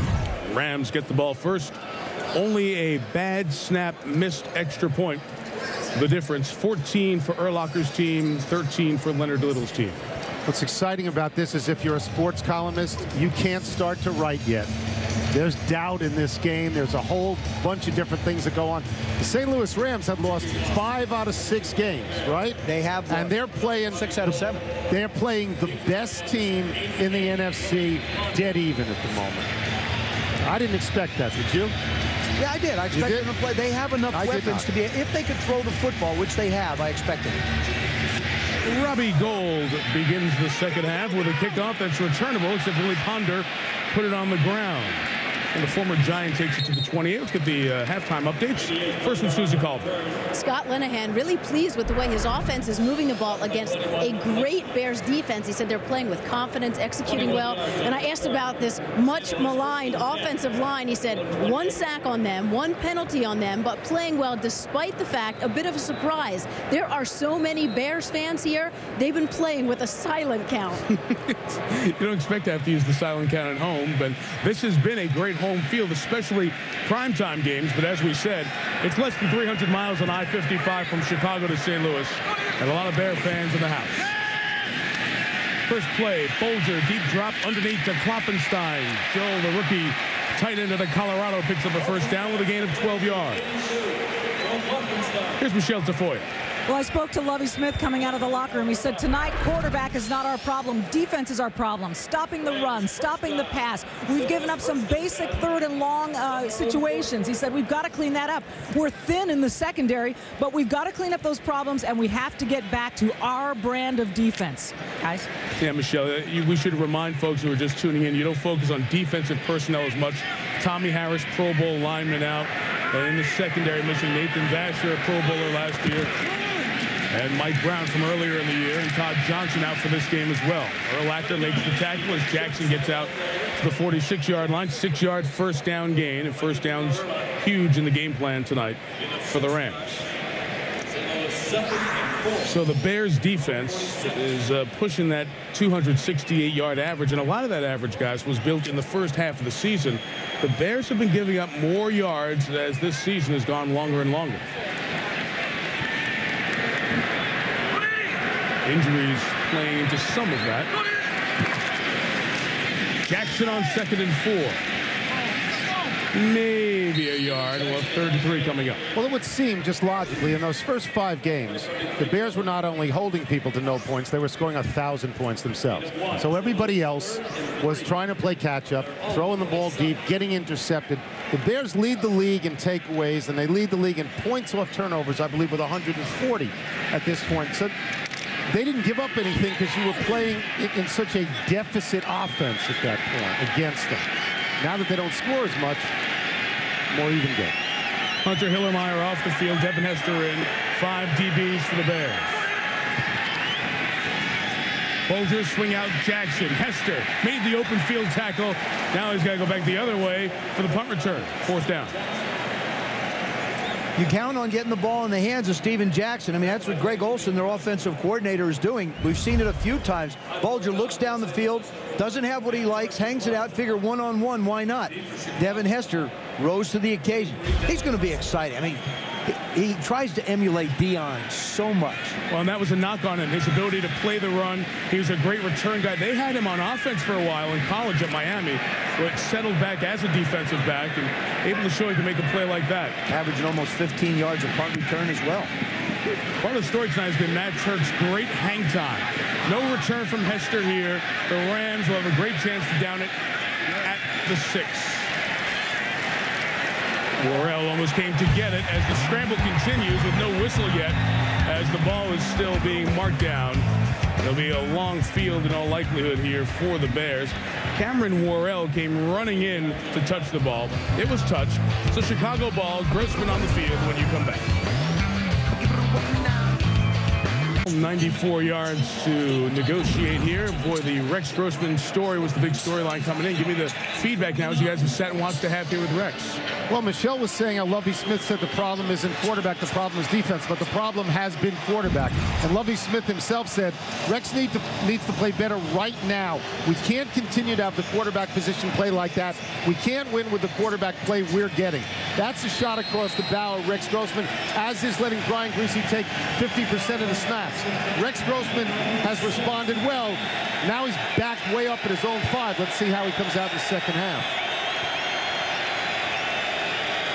First play, run, Thomas Jones, couple of yards to the 8. Joe, take us through the first half from Rex's standpoint. Well, a lot of times the thing you want to do is maybe not throw the ball, but take off and run. Keep in mind, he had 19 carries for minus 17 yards prior to that run. And this is a throw that he just trusts that Bernard Berrian is going to be where he's supposed to be. Tony's not thinking, just reacting. I know you say that's great not to think. It was for me. It still is to this day. Yes, we know. Thank you. Second down, a throw. Grossman against the zone, perfectly finding Muhsin Muhammad, and it feels a little bit like we're near Soldier Field. You hear the Moose chant, first down. Muhsin Muhammad is the steadying factor on this football team. The experience, 11 years, 47 catches, the leading receiver, but they spread it around. Desmond Clark, the tight end, has 33. Bernard Berrian had 36 coming in. Wonderful sell job. Little stutter go, come back to the sideline. That's on the rookie Ty Hill. Don't feel bad, Ty. He's done that a whole bunch of times. 670 catches for his career. 690, I should say, is Jones carried, tackled by Corey Chavis. You said before that, just on a couple of plays ago, that it sounds like a Bears crowd. They're all chanting for Muhsin Muhammad. It's stunning that in a home game in St. Louis, it really is a Bears crowd. There's no juice for the Rams at all right now. Not as much, I mean, right now. In warm-ups, when the Rams came out, a lot of people booed. When the Bears came out, all you could hear was cheers. So it is. It's like the Bear fans decided to be warm for a game. Didn't we have this conversation in Arizona? Yeah. That was a longer way to travel for him. 2nd and 8, play action. Rex down the seam to Muhammad. To the 45, cue the Moose chant. Gain of 20, change moves. The thing that I see out of Rex Grossman with these throws is he's not holding on to the ball a long time.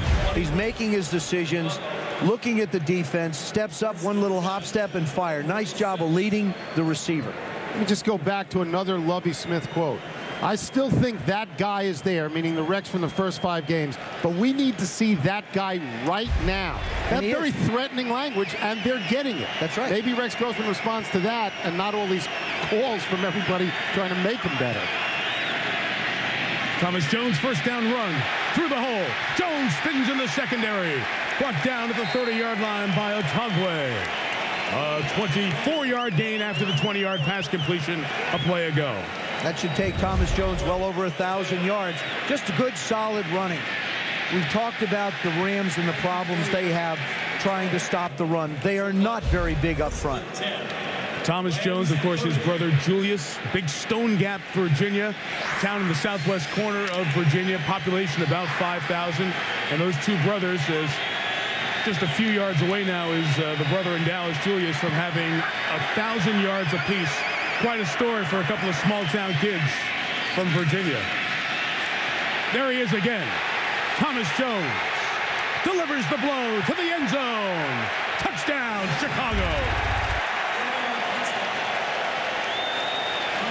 Muhsin Muhammad, who was big on the drive, threw a block, a 30-yard touchdown, caps a 94-yard drive.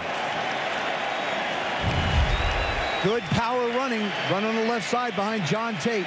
Nice block by McKee, the fullback, and then it's just a question run. Anytime you see long runs, it's simply because a wide receiver has done a good job of blocking.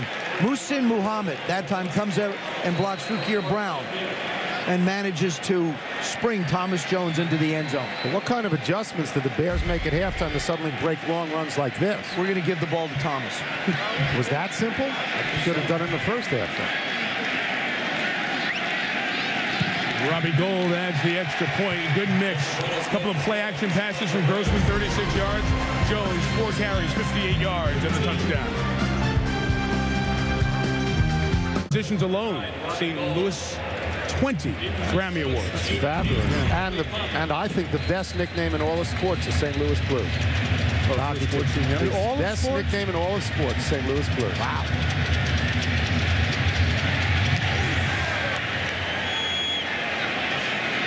Ponder from the goal line. Return to the 23. The ball may have come free. It is. Ball coming down in the pile. And Jeff Tripp with the referee digging in there. The Rams do come up with it. That would have been disastrous for St. Louis. After the Bears gain momentum, grinding it out on the ground with Thomas Jones, putting Chicago up 8. Chicago Bears trying to tie San Diego, best record in the NFL, leading 21-13 here in St. Louis. Mark Bulger's led a couple of long touchdown drives here on the night. His numbers have been solid. Second drive of the second half starts from the 22. No offside flag. The fling to the side. The third receiver, Kevin Curtis. 5 to the 27, Ricky Manning Jr. and Urlacher on the tackle. One of the things that Mark Bulger does so well is anticipate where the receiver is going to be. As he lets it go, there's the receiver, there's the throwing lane where the ball will go. It's just an anticipation, nice and solid. Again, that was on the left side. Here it is on the right side to Isaac Bruce. And you'll notice the receivers are hit in stride. They don't have to reach back. They don't have to slow down. 27, Jackson through the left side. Gain of about 4, and here's Susie Colbert. Mike, Mark Bulger told us he learned a lot of football from Mike Martz, survived the 250-play game plans pretty well. But with Scott Linehan, he said he feels less burdened mentally and emotionally. Mark said the leash is longer. He enjoys coming to work more. Those big meetings on Wednesday used to be 3 hours of hell. Now he doesn't mind staying longer. It's just a different atmosphere.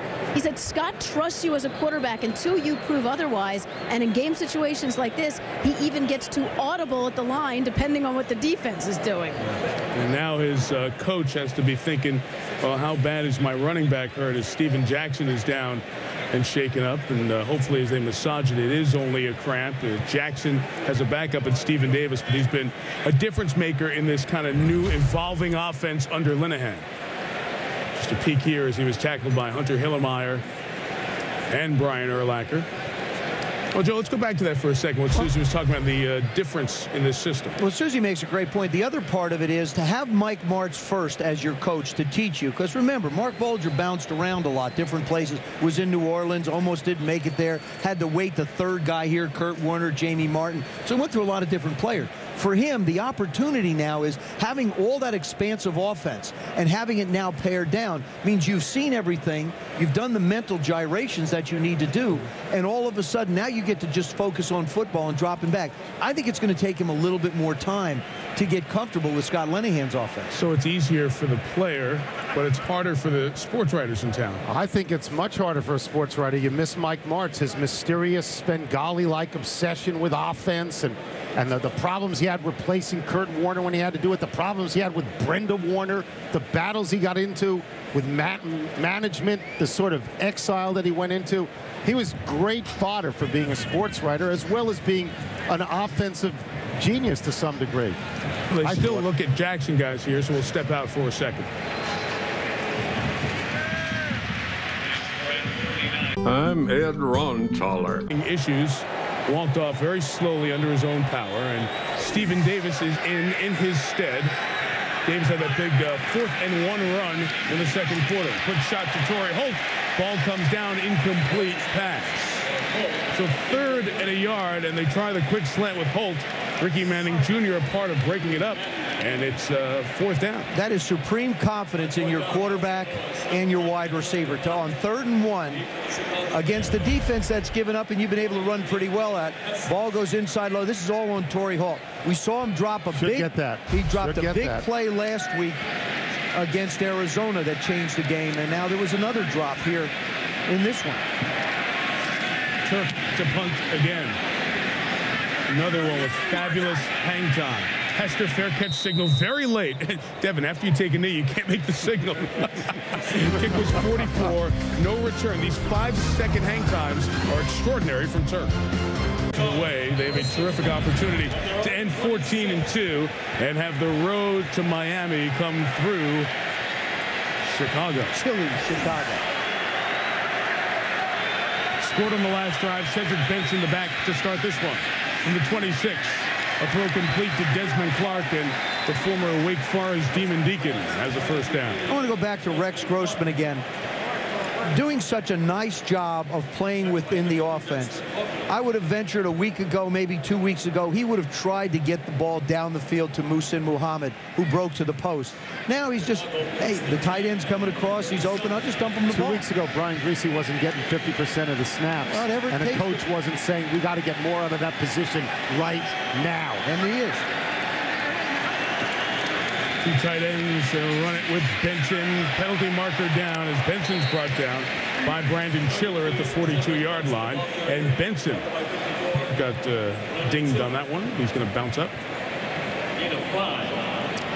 For Chicago, 2nd and 5. See what Jeff Triplett has here. Penalty flag. Holding defense, number 73. That 5-yard penalty will be added to the end of the run. Automatic first down. This is on Jimmy Kennedy, the nose tackle. Well, so much story about Rex because it's been a long time, and it's been a lot of guys. It's been a lot of tries since Jim McMahon, Pro Bowl quarterback champion quarterback. Walsh, Craig, Stenstrom, Moses Moreno from Colorado State, Cade McNown, a first-round bust, Henry Burris, Jonathan Quinn. I thought I saw Will Ferrell in there. Is that possible? Will Was his name? Fuhrer. Lefty okay. out of Virginia I thought it was Tech. the Elf. That's his next movie. Oh, that's why there's so much in. Rex is going to be the guy. Even through the injuries, he can be the guy. Benson carries for 2.5 yards there. Well, I mean, when people in Chicago suffer along with this because they're afraid that Rex is single-handedly going to take them out of the playoffs, and they want Brian Griese, what management wants, what the coaches want, they've waited 4 years for Rex Grossman to be healthy enough to take them into the playoffs. If you put Griese in, then you're not going to know about Rex Grossman, and Griese's not your quarterback of the future. So they're desperately trying to coach Rex up, get him confident, and go into the playoffs with that schedule Mike mentioned. My dog could win some of those games. Second down, pressure, throwing the deep ball that is incomplete. Berrien was in hand fighting with Ty Hill. Hill wants the offensive pass interference flag. None was forthcoming. They won't. I mean, the officials are very reluctant to call offensive pass interference, even when it looks like you're doing a takedown. Ty Hill doing a nice job on Bernard Berrien, running with him. Now Hill's going to try and make a play for the ball, and you see Bernard Berrien has his arm hooked under his. Bernard Berrien is just not going to let Ty Hill get around on it. There was some talk earlier that the Bears receivers weren't doing enough to prevent interceptions by making plays just like that. That time he did. Protect your quarterback. Adrian Peterson is the running back. And a screen to Peterson gets a first down and more. Adrian Peterson, not the Oklahoma Adrian Peterson, but he looks like him. To the 19-yard line. Great call. First down. Great call by Ron Turner, the offensive coordinator. You're going to get pressure on 3rd and long. That's what Jim Haslett likes to do. He can't just necessarily bring 4 guys. Drops a defensive end back in coverage, Leonard Little, and you run the screen right in the middle. That is the longest reception of Peterson's career, which has gone over now 4+ seasons with the Bears. He's out of Georgia Southern. His brother Mike Peterson, injured earlier this year. Very good middle linebacker for the Jacksonville Jaguars. But Peterson, with his longest game of the season, brings the Bears to the red zone. Turn it back to Benson, hopping for 4 to the 15. The Bears, as they approach the playoffs and the weather gets colder in Chicago, Cedric Benson, you know, at his size, Thomas Jones with his quickness and size, 2 different kinds of backs, but it's a terrific 1-2 punch to complement what that Bear defense can do, and then let Rex take his shots.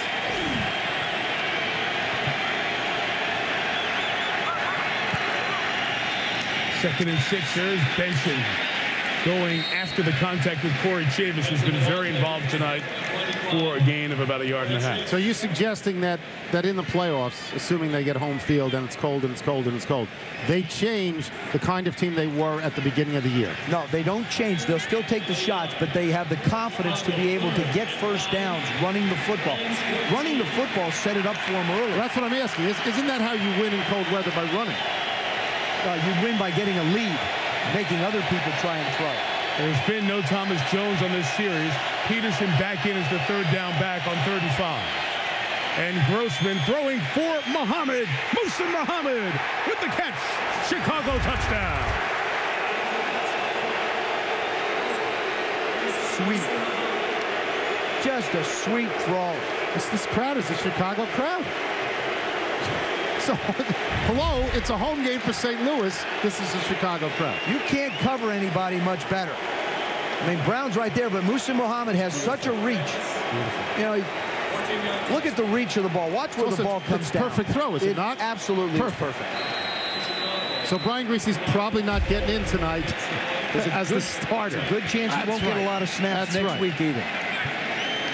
He's back down to his 20%. Extra point added by Gold, and now you have Rex Grossman to 20 touchdown passes in a season. Only once it's happened in the last 40 years. Eric Kramer did it in '95. A spectacular one there to Muhsin Muhammad. Bears by 15. Soldier Field near the Edward Jones Dome, and the Bears fans have made the trip electrified by the Rex Grossman performance. That's a bounce back from the quarterback rating of 1.3 last week against Minnesota, 119.7 when he takes the completion, touchdown, interception percentage. He made the point to us the other day that he'd been all over the map this year, that he'd had more 100-plus ratings than any quarterback in Bears history, and also more one-point ratings than anybody. Ponder choosing to take it from 3 yards deep. He is stuck and finally brought down by Idonije, but the first hit brought him down at the 17. Here's Michelle. Well, Mike, earlier in the week, I asked Muhsin Muhammad what had been wrong with Rex Grossman, and he said, for the life of me, I don't know. But he also said he had been giving Rex some sound veteran advice. He told Grossman that the best players in this league have the shortest memories. They're able to put bad plays behind them.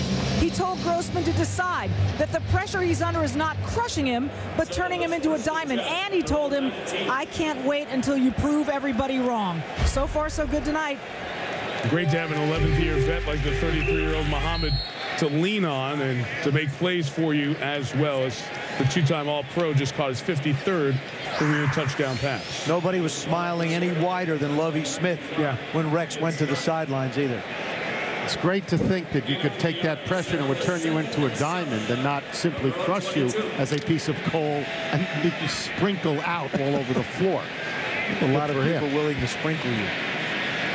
After a Stephen Davis carry of 3, 4 receivers on 2nd and 7, Rams desperately need a big play. Kevin Curtis almost teed up an interception for Urlacher as he got hit hard by Lance Briggs. For the most part, the Rams said they wanted to gain 3 yards on 1st and 10, and they've pretty much done that. They've had 3 drops in the middle. This one's thrown behind Kevin Curtis. That's a tough catch, and they're very lucky it doesn't wind up going the other way. But they've gotten the yards they want on 1st down. What good is 3 yards? It makes it manageable. You want to gain more than that? If you get 3, a minimum of 3. The thing with 3 is it allows a run to still be a possible call on 2nd and 7. Bears fans being heard, pressure coming. Bolger got rid of it quick. Holt could not hang on as he was being held onto by Danielle Manning. No flag, 4th down. Okay, Manning did a real nice job on that one, just pulling Torrey Holt enough so that he couldn't catch the rebound after it bounced off his hand. Would you say that Torrey Holt tonight is having a bad night and that these are catches he should have made?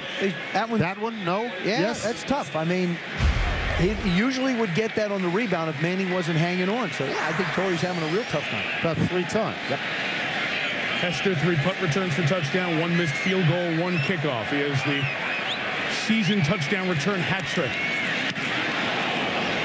That was forced out quickly by the rush. And thus the punt will only be 34 yards, down to the 45. Here's Susie Colbert. Well, with Steven Jackson in the locker room, it brings up the subject of running back depth and the future of Marshall Faulk. I spoke to him yesterday. He does want to come back. He knows he's not going to be 100%, but he thinks he can be close. He said he knows he wants to make the decision before the draft because that's fair to the organization. He also said he knows he's going to have to sit down with Rams executives and determine his value to the team. Only if they determine that he can't be of use to this team anymore will he then decide if he would want to play for someone else. But he wants to come back, and he would like to play for the Rams. Marshall on a special list this year, physically unable to perform, injured reserve, thus done for the season, still being paid $2 million by the Rams this year. But if you watch TV and you cover football, you see Marshall on the NFL Network in the studio this year doing a terrific job, I might add. Gain of 9 for Cedric Benson. So it may have impacted what Scott Linehan wanted to do during this offseason if he knew Marshall Faulk wasn't going to be a part of the Rams organization this year. Well, there was a Lawrence Maroney out there, D'Angelo Williams, both would have been viable possibilities. So it's nice of Marshall to meet with the organization this year before the draft, but it would have helped out this football team a lot if he had done it last year. My personal opinion is that Marshall Faulk will not be a St. Louis Ram next year. 2nd in the yard. Grossman goes play action, gets it to McKee, the fullback. And Jason, oh my goodness, a helmet knocking hit on Ty Hill at the 40-yard line. And Hill Saw the Bears sideline react, and he hops right back up as well. Isn't that what they talk about when they say he got jacked up? When a guy's head falls off, when there's an exorcism in the middle of the field? Let's watch this, boys and girls. 240 pounds. Boom! Give Ty Hill a lot of credit. And now look, McKee's going to point at the helmet thinking the head is still in it. Yeah. But it has been damaged. He broke it. Jeremetrius Butler has to come in and That'll play. be on a poster. Jeremetrius Butler has to come in and play corner. Benson with the run to the 34-yard line, I beg your pardon, and a first down pickup of about 5 yards. Is there such a thing, or is that just in basketball where somebody is posterized? Does that qualify in football as well? I think so. Or jacked up. That's right. I love when they do that. He got jacked up. Michael gets into it. Michael just gets excited. That fist going. Grossman looking over to the sideline. Don't know if he got a play call on his headset. Play clock down here at about 10.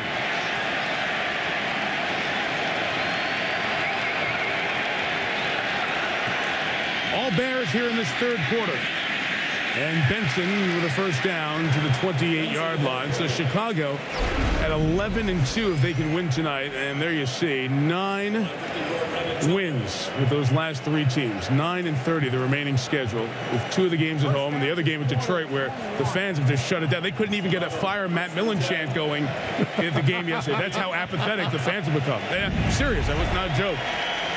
So they are in great shape to make a run here to the number 1 seed. That's not playing the 1927 Yankees when you got those 3 teams in a row. That's Bears a bye. Scored twice.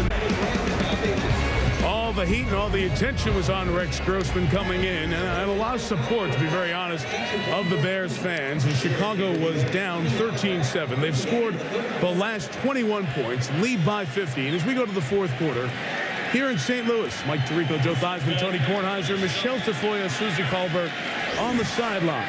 Good place to take a shot.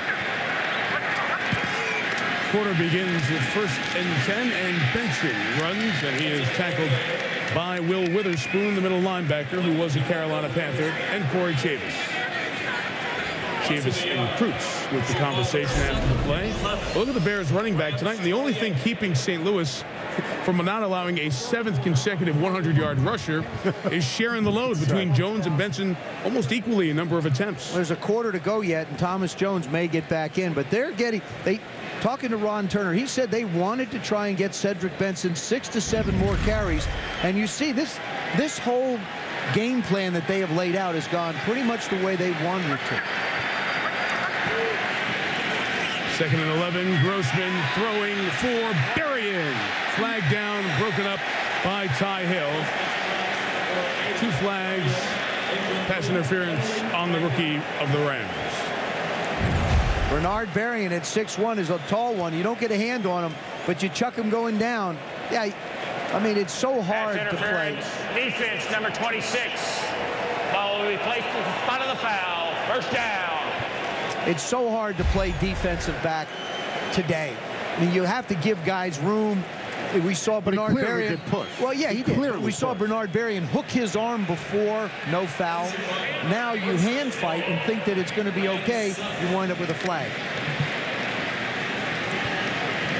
Tough position to play, especially with the speed and size of these receivers. First and goal, ball on the 7. Benson stays in.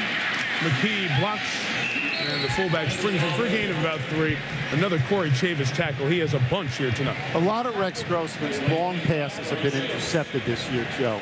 And I think what I'm told by the writers in Chicago is that the feeling among the Bears is that with this heave and hope thing that Rex Grossman has done is that 2 things can happen good when you pass, unlike what Woody Hayes said. You can make the pass or you can get a call. Because of what you're saying, it's so hard to play defense in that isolated circumstance. You can get a call on a long pass.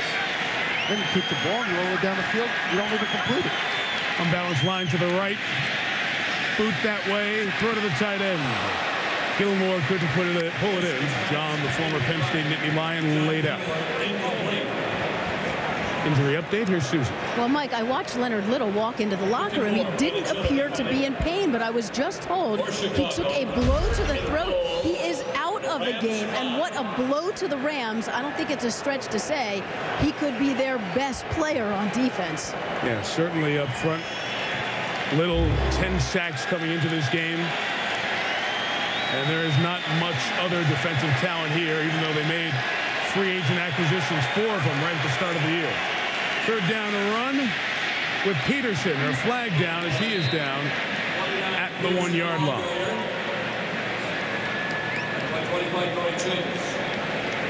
Very demonstrative refereeing crew tonight. They signal right away. They're using Hanson. Good job. Holding defense number 97. Half the distance to the goal. Automatic first down.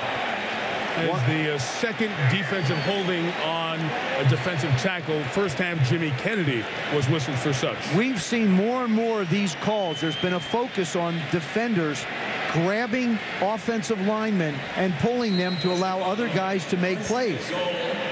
Coaches will have to work on stopping those techniques. I don't know what else they're going to take away from defenses to be able to do.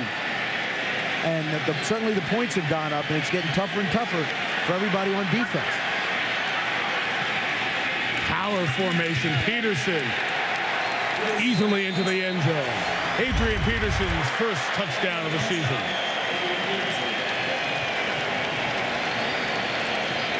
Had his longest reception. Got his first touchdown. He's having a good night, Mike. Fourth career touchdown at 2 last year. There's really, you know, they cheer when the Bears do well. There's really nothing from the St. Louis fans. There's like probably 50,000 people in here who have taken a vow of silence tonight. There's nothing. Nothing to cheer about either. But there's, at least breathe into a mirror so we know you're alive. 28 unanswered points, 3 possessions, 3 touchdowns in the half.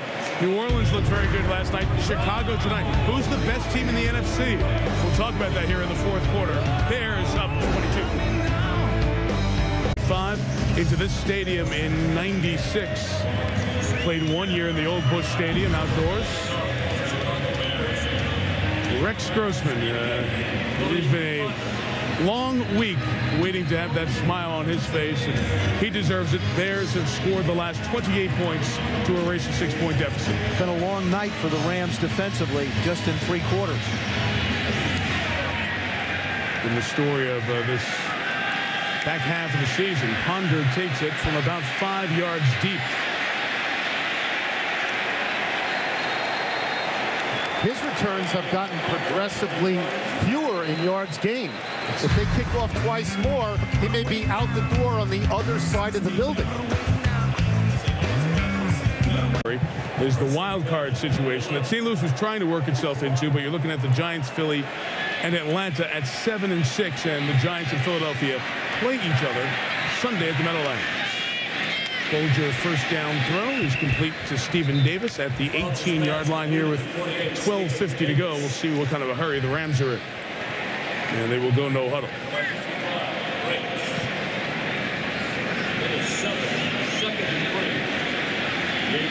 You just don't like this situation where a whole quarter to go, you have to be in hurry up.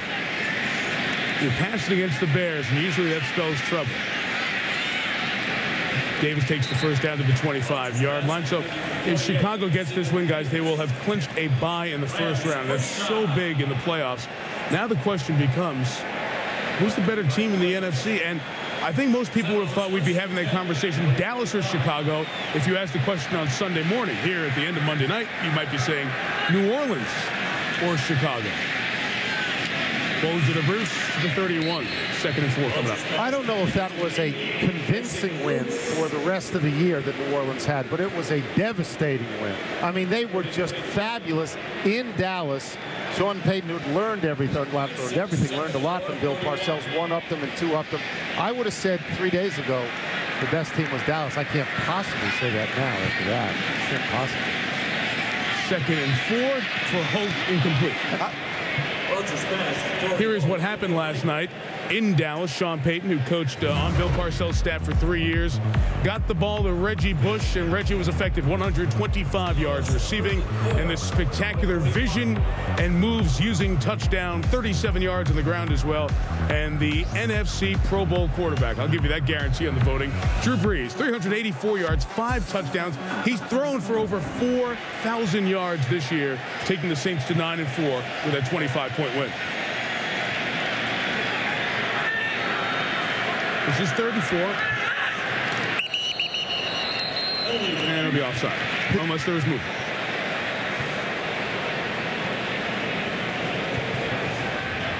Encroachment, number 99 in the defense. 5-yard penalty. The result of the penalty will be a first down. So the Rams will continue this drive. And how important is it to get that bye that we talked about, that New Orleans now has a leg up on, and Lovey's team will get here tonight? 51-13, 80% of the time. 4 out of 5 teams since 1990 that have the bye have success in that first playoff game. I think the difficulty when you look at New Orleans and Chicago, you say to yourself, well, they had that bad stretch, and sometimes the quarterback has been horrific. So how far can they go in the playoffs? And with New Orleans, 3-13 last year and vagabonds, to turn it around quite like this, it's almost as if your eyes are saying, I can't believe what I'm seeing, because the turnaround is so thorough and complete that you want to almost distrust it. But we saw the New Orleans Saints in the opening game, the opening of the Dome against the Atlanta Falcons, and they looked just like they did yesterday. Yeah. I mean, last night, they looked exactly the same. The area that I've been impressed with is certainly Drew Brees has been wonderful, but their defense has played outstanding football. Davis back in the game, gets rocked by Ricky Manning Jr. The Saints defense, to me, has been the most consistent, and certainly Colston coming on and Reggie Bush, and the names go on and on and on. You asked the question, which team? Chicago in Chicago, I feel like has the advantage. In Chicago. Because of the weather? Because of the weather, yes. Because of the conditions. Nobody else has a quarterback who's had a 1.3 rating this year, though. And you look at Drew Brees, he's averaged almost 350 yards throwing. And that's what I'm getting to. Would be a problem there. That's what I'm getting to. That there are reasons to distrust almost all the teams in the NFC at some point or other. You know, and Chicago has had, like last year they had a home game and got beat, and you're not sure exactly what they can do in the playoffs. New Orleans hasn't been there a while, got an entirely new cast of characters. I mean, in my mind, I think to myself, if Dallas can come back, maybe Dallas is the team you trust. Not after last night. Steven Jackson caught one, ran one for the first down. Bolger goes to him for the 3rd time.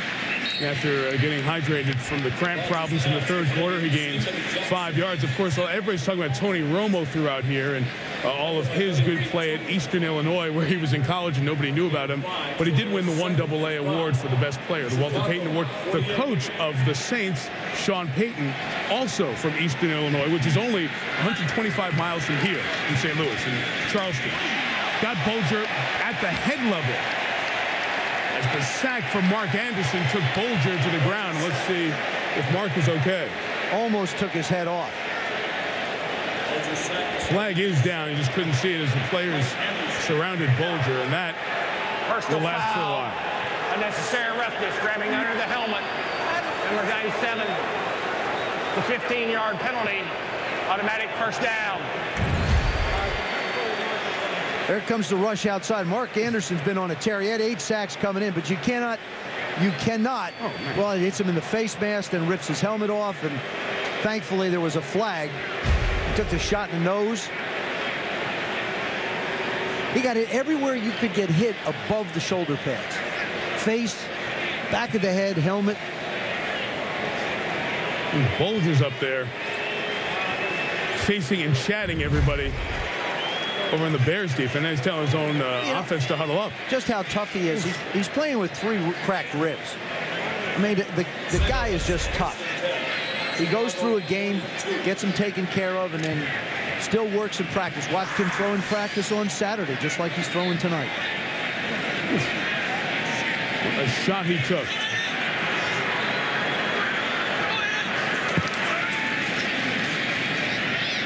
He delivers on time. to Torrey Holt, who slides inbounds for the first down. Joe and I have had this discussion. Why don't you join in as to who you think right now is the best team in the NFC, Mike? Where do you go, Mike? I think that home field is huge in both ways because I don't know if anybody's going to walk into Soldier Field and win, as Carolina did last year in that playoff round. But a New Orleans home playoff game is going to be one of the special experiences if that happens. We were there for that opening. What an experience that'll be. I would say Chicago over New Orleans right now because the Bears, as you mentioned, Charlie, the Bears have been through it last year and lost to Carolina, but they have all the starters back from that team. Number 79 in the offense. 5-yard penalty, still first down. The key question is going to be secondary and getting people back in the secondary because the Saints are picking everyone apart.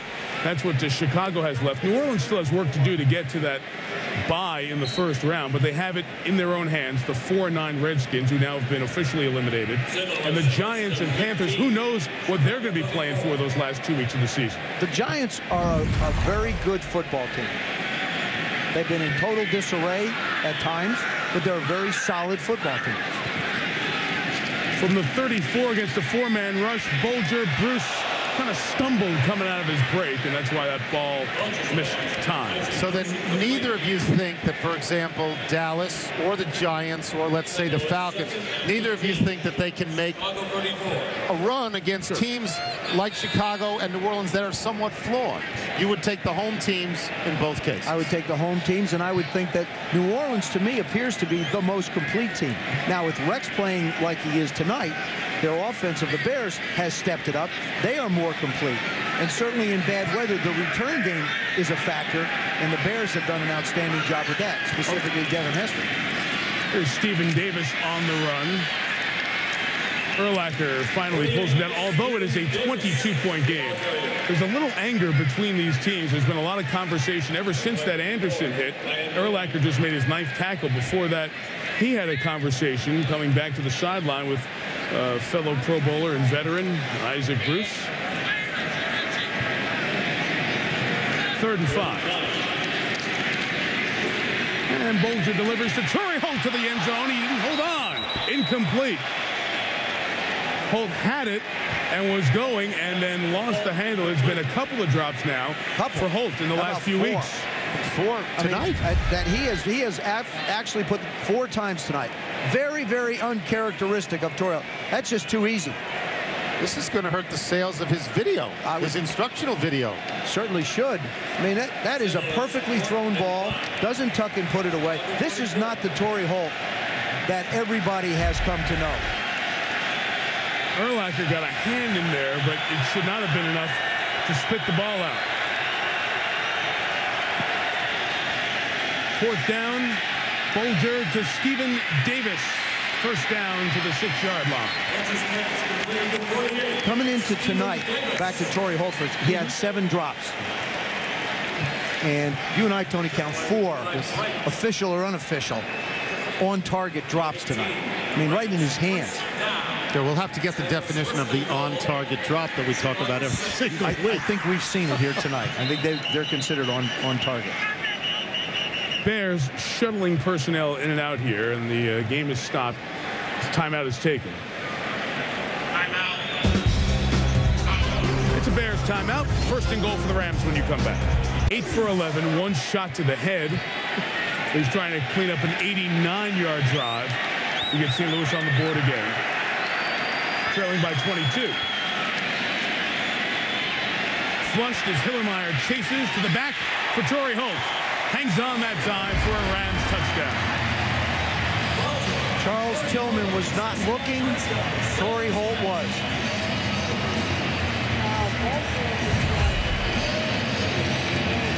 As Bulger flushes out, Torrey Holt, they have worked together so many different times. If a defender isn't looking, Mark's going to cut it loose. It's a good drive. It's 89 yards. Statistically, it looks real good, but they're out of the game. You know, I mean, it's not a good second half for the Rams at all, even with that drive. Wilkins adds the extra points, 35-20. You go for 1 here, and if they score another touchdown, you go for 1 again. Only go for 2 when you really have to. Down 15. Holt's 2nd touchdown after the drop a couple plays ago. For Torrey's had a couple of key drops tonight, still making a line in the Rams record book this evening. 35-20. Rams not out of it. Halfway through the fourth quarter here with a full complement of timeouts. And the hands team on for the Bears as they are anticipating an onside kick from St. Louis. I would not kick it deep. Great chance for field position. You have 10 Bears up close here. And they do kick it deep. Back to Devin Hester at the 5. Devin Hester with lanes blown down because of the onside. Takes it 95 yards for his second kickoff return of the night. Touchdown. And an NFL record 6th return of the year. This one 96 yards, and he is unbelievable. Wow. Every time we watch him, he's scoring. Where do you kick it? On kickoffs, you have to kick it out of bounds and give it to him on the 40. And what's so interesting here, you don't have the regular setup of blockers, the wall to form, the wedge to form in front. You had 10 guys, and this isn't your best blocking team on kick return. It's the hands team. Maybe that's the way you do it, Mike, is don't set up wedges. And Lovey, he can't believe it. Are you kidding me? Oh, there he goes again. Unbelievable. Looking for flags. Holy mackerel. That's what he's got to be thinking. You almost never see the hands team on the field and get a 96-yard kickoff return like that. Almost never. Good call by you, Joe, saying I'd kick it deep right now. Good call, because he just returned it 100 yards. So there you go. That's the NFL record. 6 returns for touchdown this year. 2 kickoffs, 3 punts, a missed field goal, and the partridge in the pear tree. That was the coolest one, the missed field goal, when he just stood there for 4 or 5 seconds and then took it back. This is 2 tonight. Once he breaks through the first wave, it's all over. Again, I know I said this earlier. I'll bring it up again. I know there are a lot of good rookies out there. Who's had more of an impact on the league this year than this guy? No, you're right. I mean, it's like LaDainian Tomlinson, Drew Brees, both of them MVP candidates. You've got Colston, Reggie Bush, Devin Hester. I mean, lots of people making impacts in different ball clubs. He's saved the Bears in games. He's the X factor for the Bears. He's scary every time he gets his hands on the ball. And do you penalize him? In other words, it's sort of like baseball where you say, I don't want to make it DH the MVP. Do you penalize the guy because he's essentially a returner, or do you say he's the rookie who's had the most impact? You have to consider it. I think you definitely have to consider it. With that kickoff return, he becomes the 6th man in the history of the National Football League to have 2 kickoff returns for touchdown in the same game. The last person to do it was Chad Morton of the Jets in 2002. He did that second one in overtime. Mike, keep in mind, there's 7:22 to go. The Rams could score again and has another shot. That's why you onside kick. You don't kick to him. And Willie Ponder with the return to the 27-yard line. After 2 13-second kickoff returns for touchdown by Hester. Torrey Holt, he's a man who's had his ups and downs here tonight.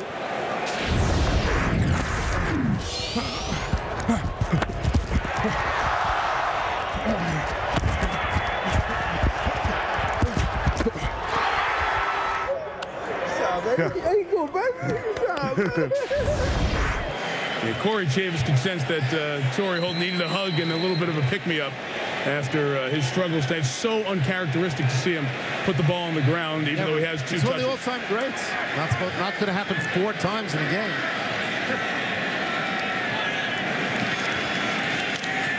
Number 27, Bulger, down the middle for Klopfenstein, the tight end. It's incomplete. Just the perspective here. We talked about it in the first half with Torrey Holt. But all these kick returns by Hester back up the truck a little bit. The perspective. Most touchdowns, Rams quarterback-receiver tandem, Roman Gabriel and the late Jack Snow. 37 times, of course, their success happening on the West Coast. Passed tonight by Mark Bulger and Torrey Holt as they hook up for their 38th touchdown. It happens on the night where much of Jack Snow's family is here as they honored the Rams' great 11 years playing for St. Louis. Was their radio commentator for several years and passed away last year after an illness far, far too soon. It really was just one more part of a devastating season for this franchise last year because he was beloved Even though he played in L.A., he was so associated with the Rams. Great Notre Damer. He really was. Great Domer. So Torrey and Mark passed Roman Gabriel and Jack Shaw in the record book, and Torrey has a multi-touchdown game. And now 10 scoring catches on the year. 3rd and 3. Bulger was getting hit, thus misses Steven Jackson. And 4th down will bring on, let's see, the punting unit. They're going to go for it. He's going to go for it. Scott Linehan says, why not? St. Louis, 4th and 3. Their own 34. As opposed to kicking to Devin Hester. Yeah, I mean, better percentage pick your play. Poison.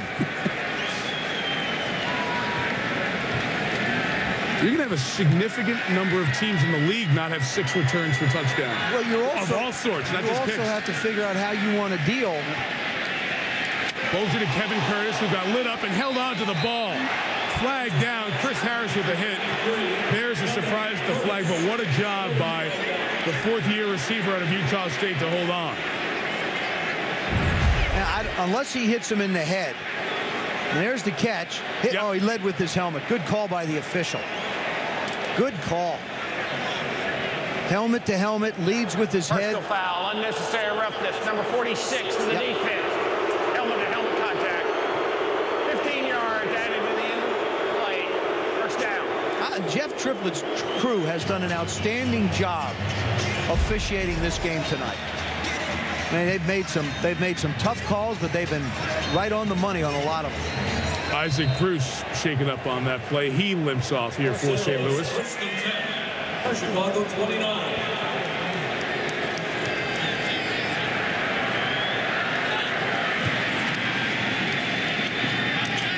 Flipped out to Klopfenstein, the tight end. He goes to the 24-yard line.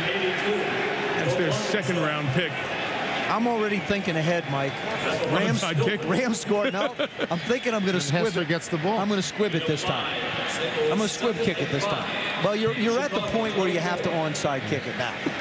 So, of course, in hindsight, probably should have onside kicked the last one. But I still can't believe with no wedge and the hands team on, he scored a touchdown and a kick return. Bulger's pass, I believe, hit the umpire. Yeah, hit the umpire. So often the offense uses the umpire as a screen. St. Louis, 3rd and 5. 3rd down coming up. Chicago 24. In the World Cup, this would have been a very good attempt on goal. Mark scrambling. Doink. Bounces it off the shoulder. Now keep in mind, if it's intercepted, it doesn't matter because the officials are considered neutral on the field. Jim Quirk, the umpire on this Jeff Triplett crew. Coming up on the 44th pass attempt.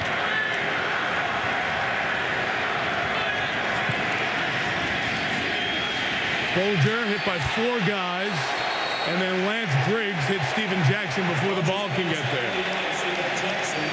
It was Brian Urlacher who told us yesterday that Lance Briggs is the most underrated defensive player in the league in his mind. Briggs, who has an opportunity to become a free agent, has turned down a very high contract offer from the Bears. There's a possibility Bears may franchise him to keep him next year. Well, that's what's known as meeting at the quarterback. That's when you just sort of sit up and look at your offensive linemen. And none of them look at you. They don't turn around and look at you. Listen to these Bears fans. The offside flag is thrown. Should give him a first down. Should give him a first down. Yep. I'm already thinking ahead. I am. To the kickoff? Yeah. Offside, unabated to the quarterback, number 97 of the defense. I've never. 5-yard penalty will result in a first down. The Rams played them even in the first half, and they've gotten steamrolled in the second half. And the Rams are going to go to 5-8 at this point, and they're a team. They're an old team. They got 11 guys 32 years and older, 16 guys 30 years and older.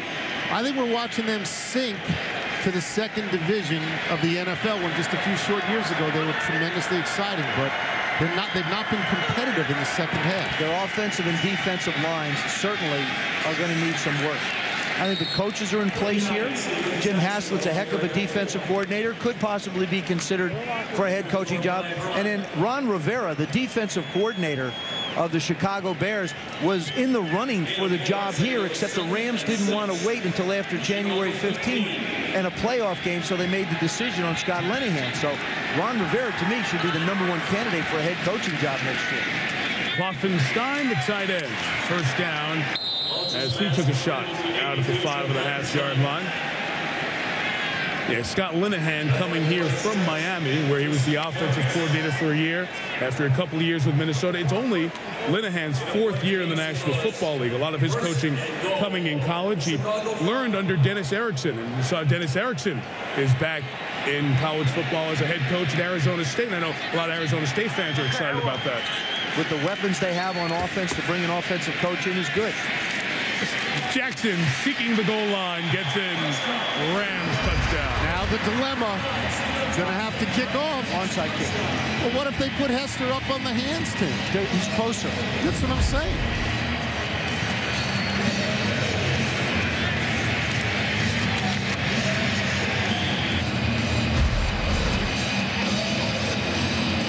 Steven Jackson has caught 80 balls this year. That is his first touchdown reception.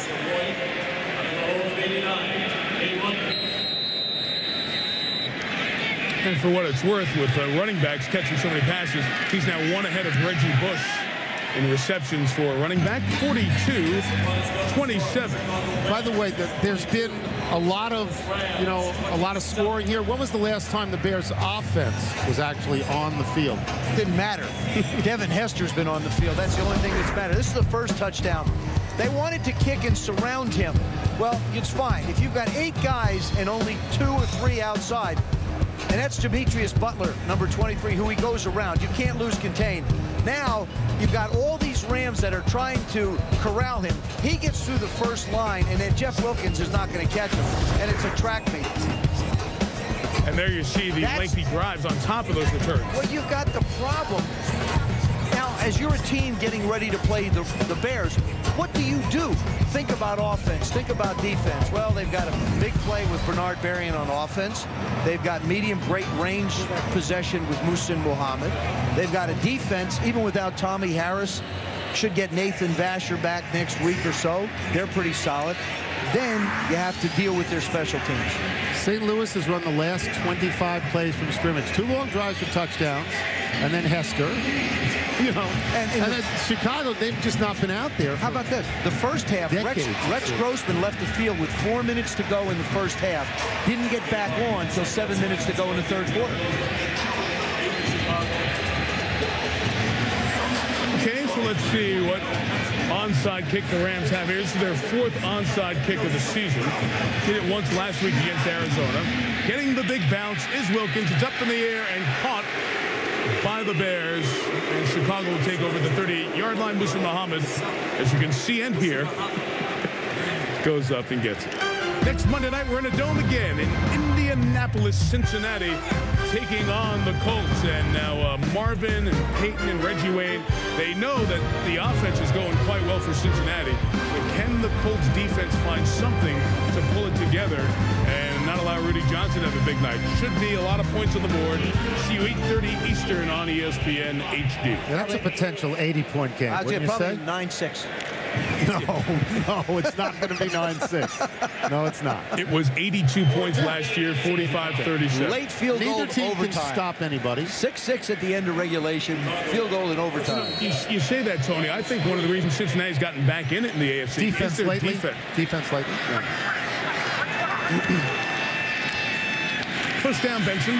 Will Witherspoon tackles him. A couple of yards there. Rams stop the clock with 4:32 to go. They have a couple more timeouts left. Well, here is that Indianapolis rush defense. The first 2 plays, back-to-back runs for a touchdown, and Maurice Jones-Drew had a couple of touchdowns in 166. Both Fred Taylor and Maurice Jones-Drew were over 100 yards in total. The Jaguars gave up 375 rushing yards, and the Colts are giving up, guys, 176 a game, the most in the NFL since the Falcons in 1987.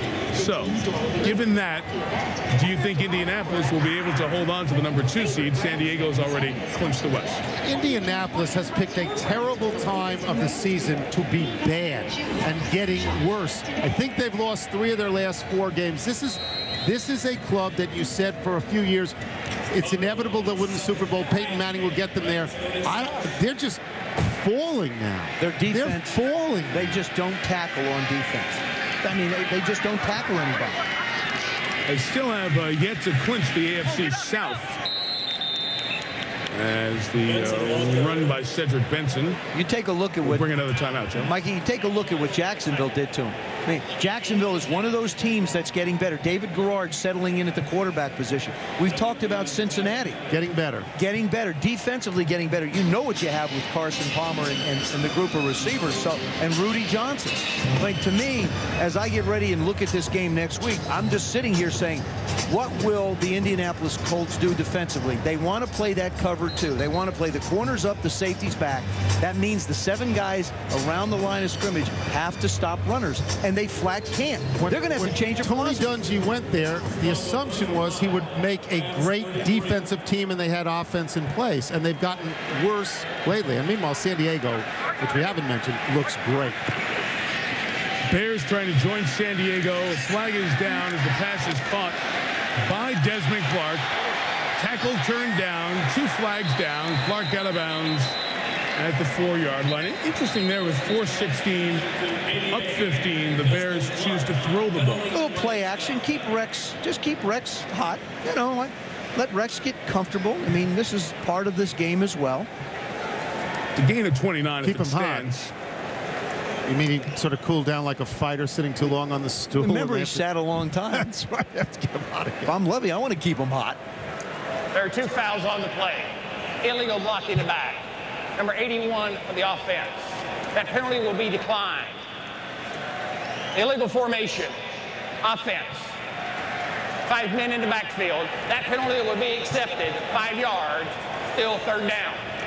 You guys were talking about Lovie Smith, the coach of the Bears, who makes his return here to St. Louis. He was the Rams defensive coordinator from 01 to 03. Lovie Smith is in the final year of his contract, and he is the lowest paid head coach in the National Football League, $1.3 million. Put all that into the equation. With that, he's become the first man since our colleague Mike Ditka to win back-to-back division titles for Chicago. And it's one of the issues hanging out there for the Bears as they go through this season. Adrian Peterson carries to the 31-yard line. The question becomes, what are the Bears going to do? Are they going to extend Lovie Smith's contract, or is he going to get to the end of the season and then Lovie becomes a, quote, free agent? Well, he told me yesterday that he's been given the comfortable assurance that they are going to, as the Rams call a timeout, that they are going to take care of this situation, which you would think would mean offer Lovie a contract here down the line. One of the reasons he's the lowest paid is because the floor for a new head coach has gone up. Scott Linehan's making about $2 million a year. The new coaches are in that neighborhood. The median's around 4.5.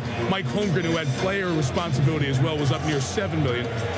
The hopes for Chicago from their end is that they'll take care of Lovie Smith. Jerry Angelo, the GM, inherited Lovie as his coach, and now will have to make that decision as they go forward. And keep this one thing in mind.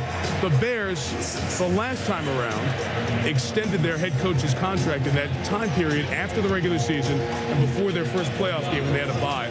Wouldn't be surprised to see that happen in this situation as well. If the Bears do not extend Lovie Smith, okay, he will be a free agent for 1 second. Right. Because he will be the most sought-after guy in the entire league. Look what he's done.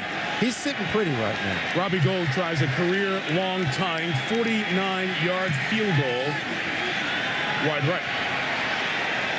So Gould, who had missed just 1 kick all year, a field goal at New England, which ironically was blocked by Richard Seymour after he made one, but there was a penalty to negate it, has missed 2 here tonight. Lovie Smith's a defensive guy. He started here as a defensive guy. He also told us a few months back, I like seeing 40 points on the scoreboard. Just because I'm a defensive coach, don't think I don't like that. What does he have tonight? He's got 42 on the board. I mean, if they play well, if Chicago plays well and Rex Grossman plays well, they do appear to be the best team without question in the NFC. It's just, can the quarterback get it done? Let me give you a hang on a second. 15-point game, 4:05 left, no timeouts. Rams certainly not out of this game. Flag down, Bulger to Holt. To the 42, if it stands, it's a gain of 19, but the Rams are guilty of holding. 7 minutes ago, I said they were out of the game, so I'm shutting my mouth Number about this. 72 of the offense. 10-yard penalty. Deep first down. Penalty on Adam Goldberg. They're closer to being out than they are in. Let's put it that way. Hey, Joe, Tony talked about the Rams being perhaps a team where the window is closing. As Scott Linehan talked about, we need to get to windows where we can compete once again. This is one of the hard things to inherit. A team that has been good, has the names that are still good, but is in transition. They have the names at the skill positions. Where they have to get better is in the defensive lines and the offensive line. That's where they have to improve. Their offensive line's fairly young. I mean, Adam Timmerman, who's playing the right guard position, is 12 years. Todd Stussey's at 13. Wouldn't expect either one of them to come back. Mark Setterstrom, who's their left guard. Incognito at center. One's a rookie, the other's in his second year. And Alex Barron is in his second year. They need some depth. Adam Goldberg, 4 years. They need some offensive line. But defensively is where their biggest problem is. It's a tough year. They've beaten one team this year that currently has a winning record, Denver, which just barely at the moment has a winning record. They have to go find some defensive line. That's a must. They're probably looking the same place Indianapolis is looking and coming up empty. Second down. Bulger's pass deflected. Oh, Devin Hester almost had an interception. He's had every other kind of return. There's a penalty marker down back by the offensive line. How about that if he would have had a fourth different type of return? Go for the hat trick tonight. He could have gone for it. I just get excited when he gets his hands on the ball. Holding. Number 70 of the offense. 10-yard penalty. Repeat, second down. On Alex Barron. And the Rams are just not good enough to overcome penalties. This one gets batted up in the air again by Alex Brown. And Hester, if he stays on his feet, he's got a shot at it. Darn. He is exciting. And with Nathan Vasher out, it's been some more corner play tonight for him. He played running back, fullback, wide receiver, corner. I mean, the guy's used to having the ball in his hands back in school. Yeah. So he's done it all that way. Rams have been flagged 11 times tonight. Davis takes it to the 24-yard line as we approach the 3-minute mark. Safe to say they're in 4-down territory. It's a really big game for Chicago, don't you think? Thanks, Mike. What do you think, Mike? Oh, yeah, it's a huge game for the Bears. I mean, Lovie Smith put it on the line to Rex Grossman. We need better play out of you right now. Yep. And they've got 3 easy-looking games after this. This was going to be the hardest of their last 4, and they've come in here and done a great job. 2 of them at home. Bulger, Holt. What a catch by Torrey Holt. First down across midfield. Well, he has a couple of drops, but still showing he can make the spectacular catch there. That's the Torrey Holt we've all come to know. That's the one that's on the video. Rams first down. Pickup of 26. That's great. That's great. That falls in the great category. Wow. Guys, if they hit 2 big passes, they're still in this game. Oh, yeah. I'm telling you. Bulger sacked. Drop back long enough, they're going to get you Mark Anderson, who had a penalty earlier. The rookie picks up his 9th sack. And going around Alex Barron, who has been flagged twice tonight. This young man out of Alabama has really, really come on. They said he had great speed. You have to pay attention to him. And when I was talking to Ron Rivera, they didn't realize he was as good as he is. Boy, is he something. Steven Jackson from out of the backfield, and this will take us to the 2-minute warning. I better get this in before the 2-minute warning. My family will kill me. It's my daughter's birthday today, so happy birthday to Elizabeth. Happy birthday, Elizabeth. Thank you so much. SportsCenter comes your way after the game. Full post-game reaction from here in St. Louis. The keys to the Saints and Chargers' success. Oh, of course, is Tony Romo regressing. Oh, my gosh. Scott Van Pelt and Neil Everett will have that coming up on SportsCenter after the game. You see, lose one game, and they are bailing off the Tony Romo bandwagon right away. Flag down, Bulger, ball out. It appears to be a fumble as Mark took a shot and is recovered by the Bears. Alex Brown, who deflected the pass earlier, knocked it out of Bulger's hands. We also have a penalty marker for the offside, so forget all that. Defense, number 96. 5-yard penalty. It's still third down. Terrific. 22 penalties tonight, 11 aside. I like the notion that they'll talk about his Tony Romo regressing already. I do like that. He's the biggest story in the league. Everything he does is being followed as if he were both Brad Pitt and Angelina Jolie combined. He didn't play that bad. I mean, you know, Reggie Bush had a great. Drew Brees was sensational. Sensational. Man, it's the only way to describe what he's been doing. So we'll have 3rd and 11 here.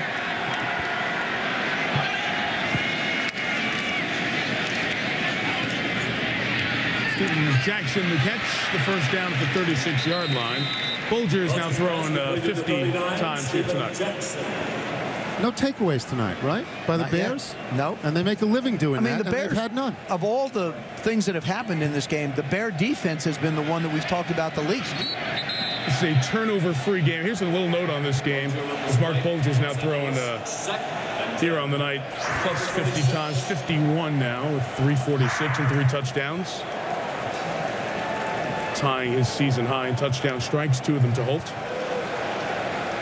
And again, that looks statistically, those are great numbers. Yeah, statistically, you don't want to throw 51 times. But that tells a story. That tells a story that you're not doing real well. Great shots, guys. We got some tired puppies on the field. They had a lot of just sprint, back to the line, sprint.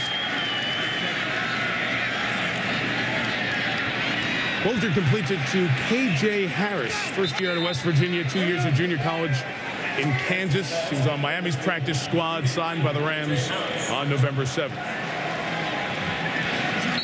They killed the clock here. So the Bears, guys, will have a game with 40 or more points, no sacks allowed, and no turnovers.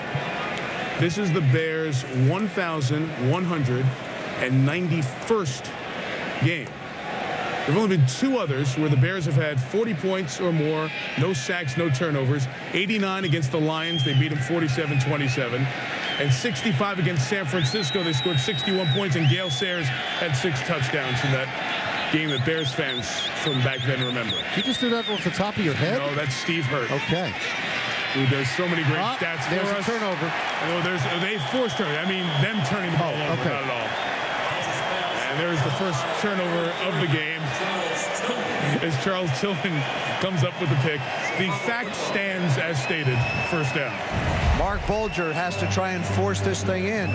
Tillman jumps outside, never takes his eyes off of Mark Bulger, and then just goes up and snatches the ball away. A big corner, 6'1", 195 pounds, has a lot of range at that position.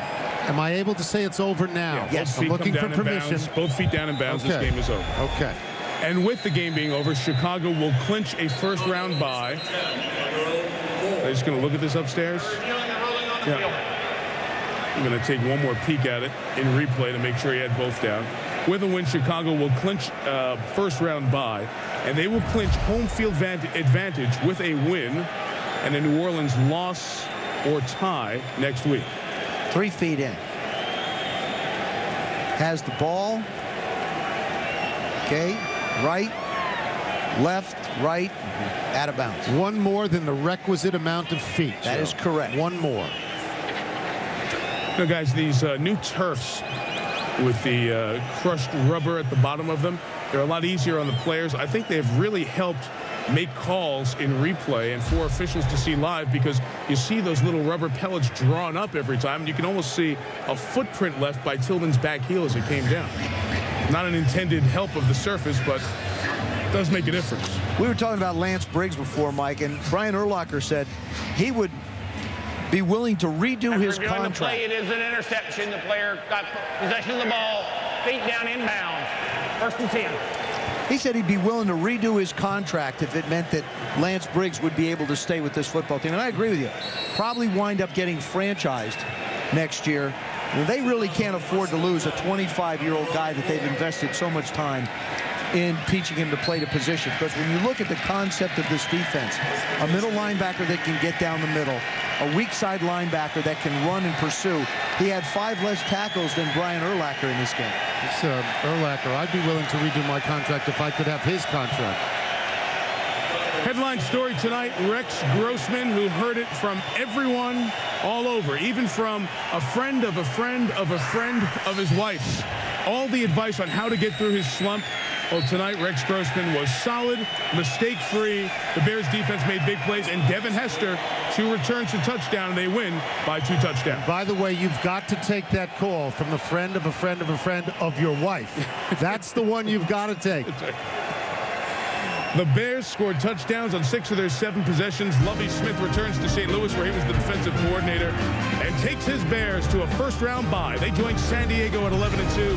Best records in the National Football League. If the Bears win and New Orleans loses next week, the road to the Super Bowl from the NFC goes through Chicago. Final score, Bears 42, Rams 27. We see you next week for Cincinnati and Indianapolis. Now for Susie Coffer, Michelle Tafoya, Joe Theismann, Tony Kornheiser, and the women and men of our Monday Night Football crew, Mike Tirico. Good night from St. Louis Sports Center. Seconds away.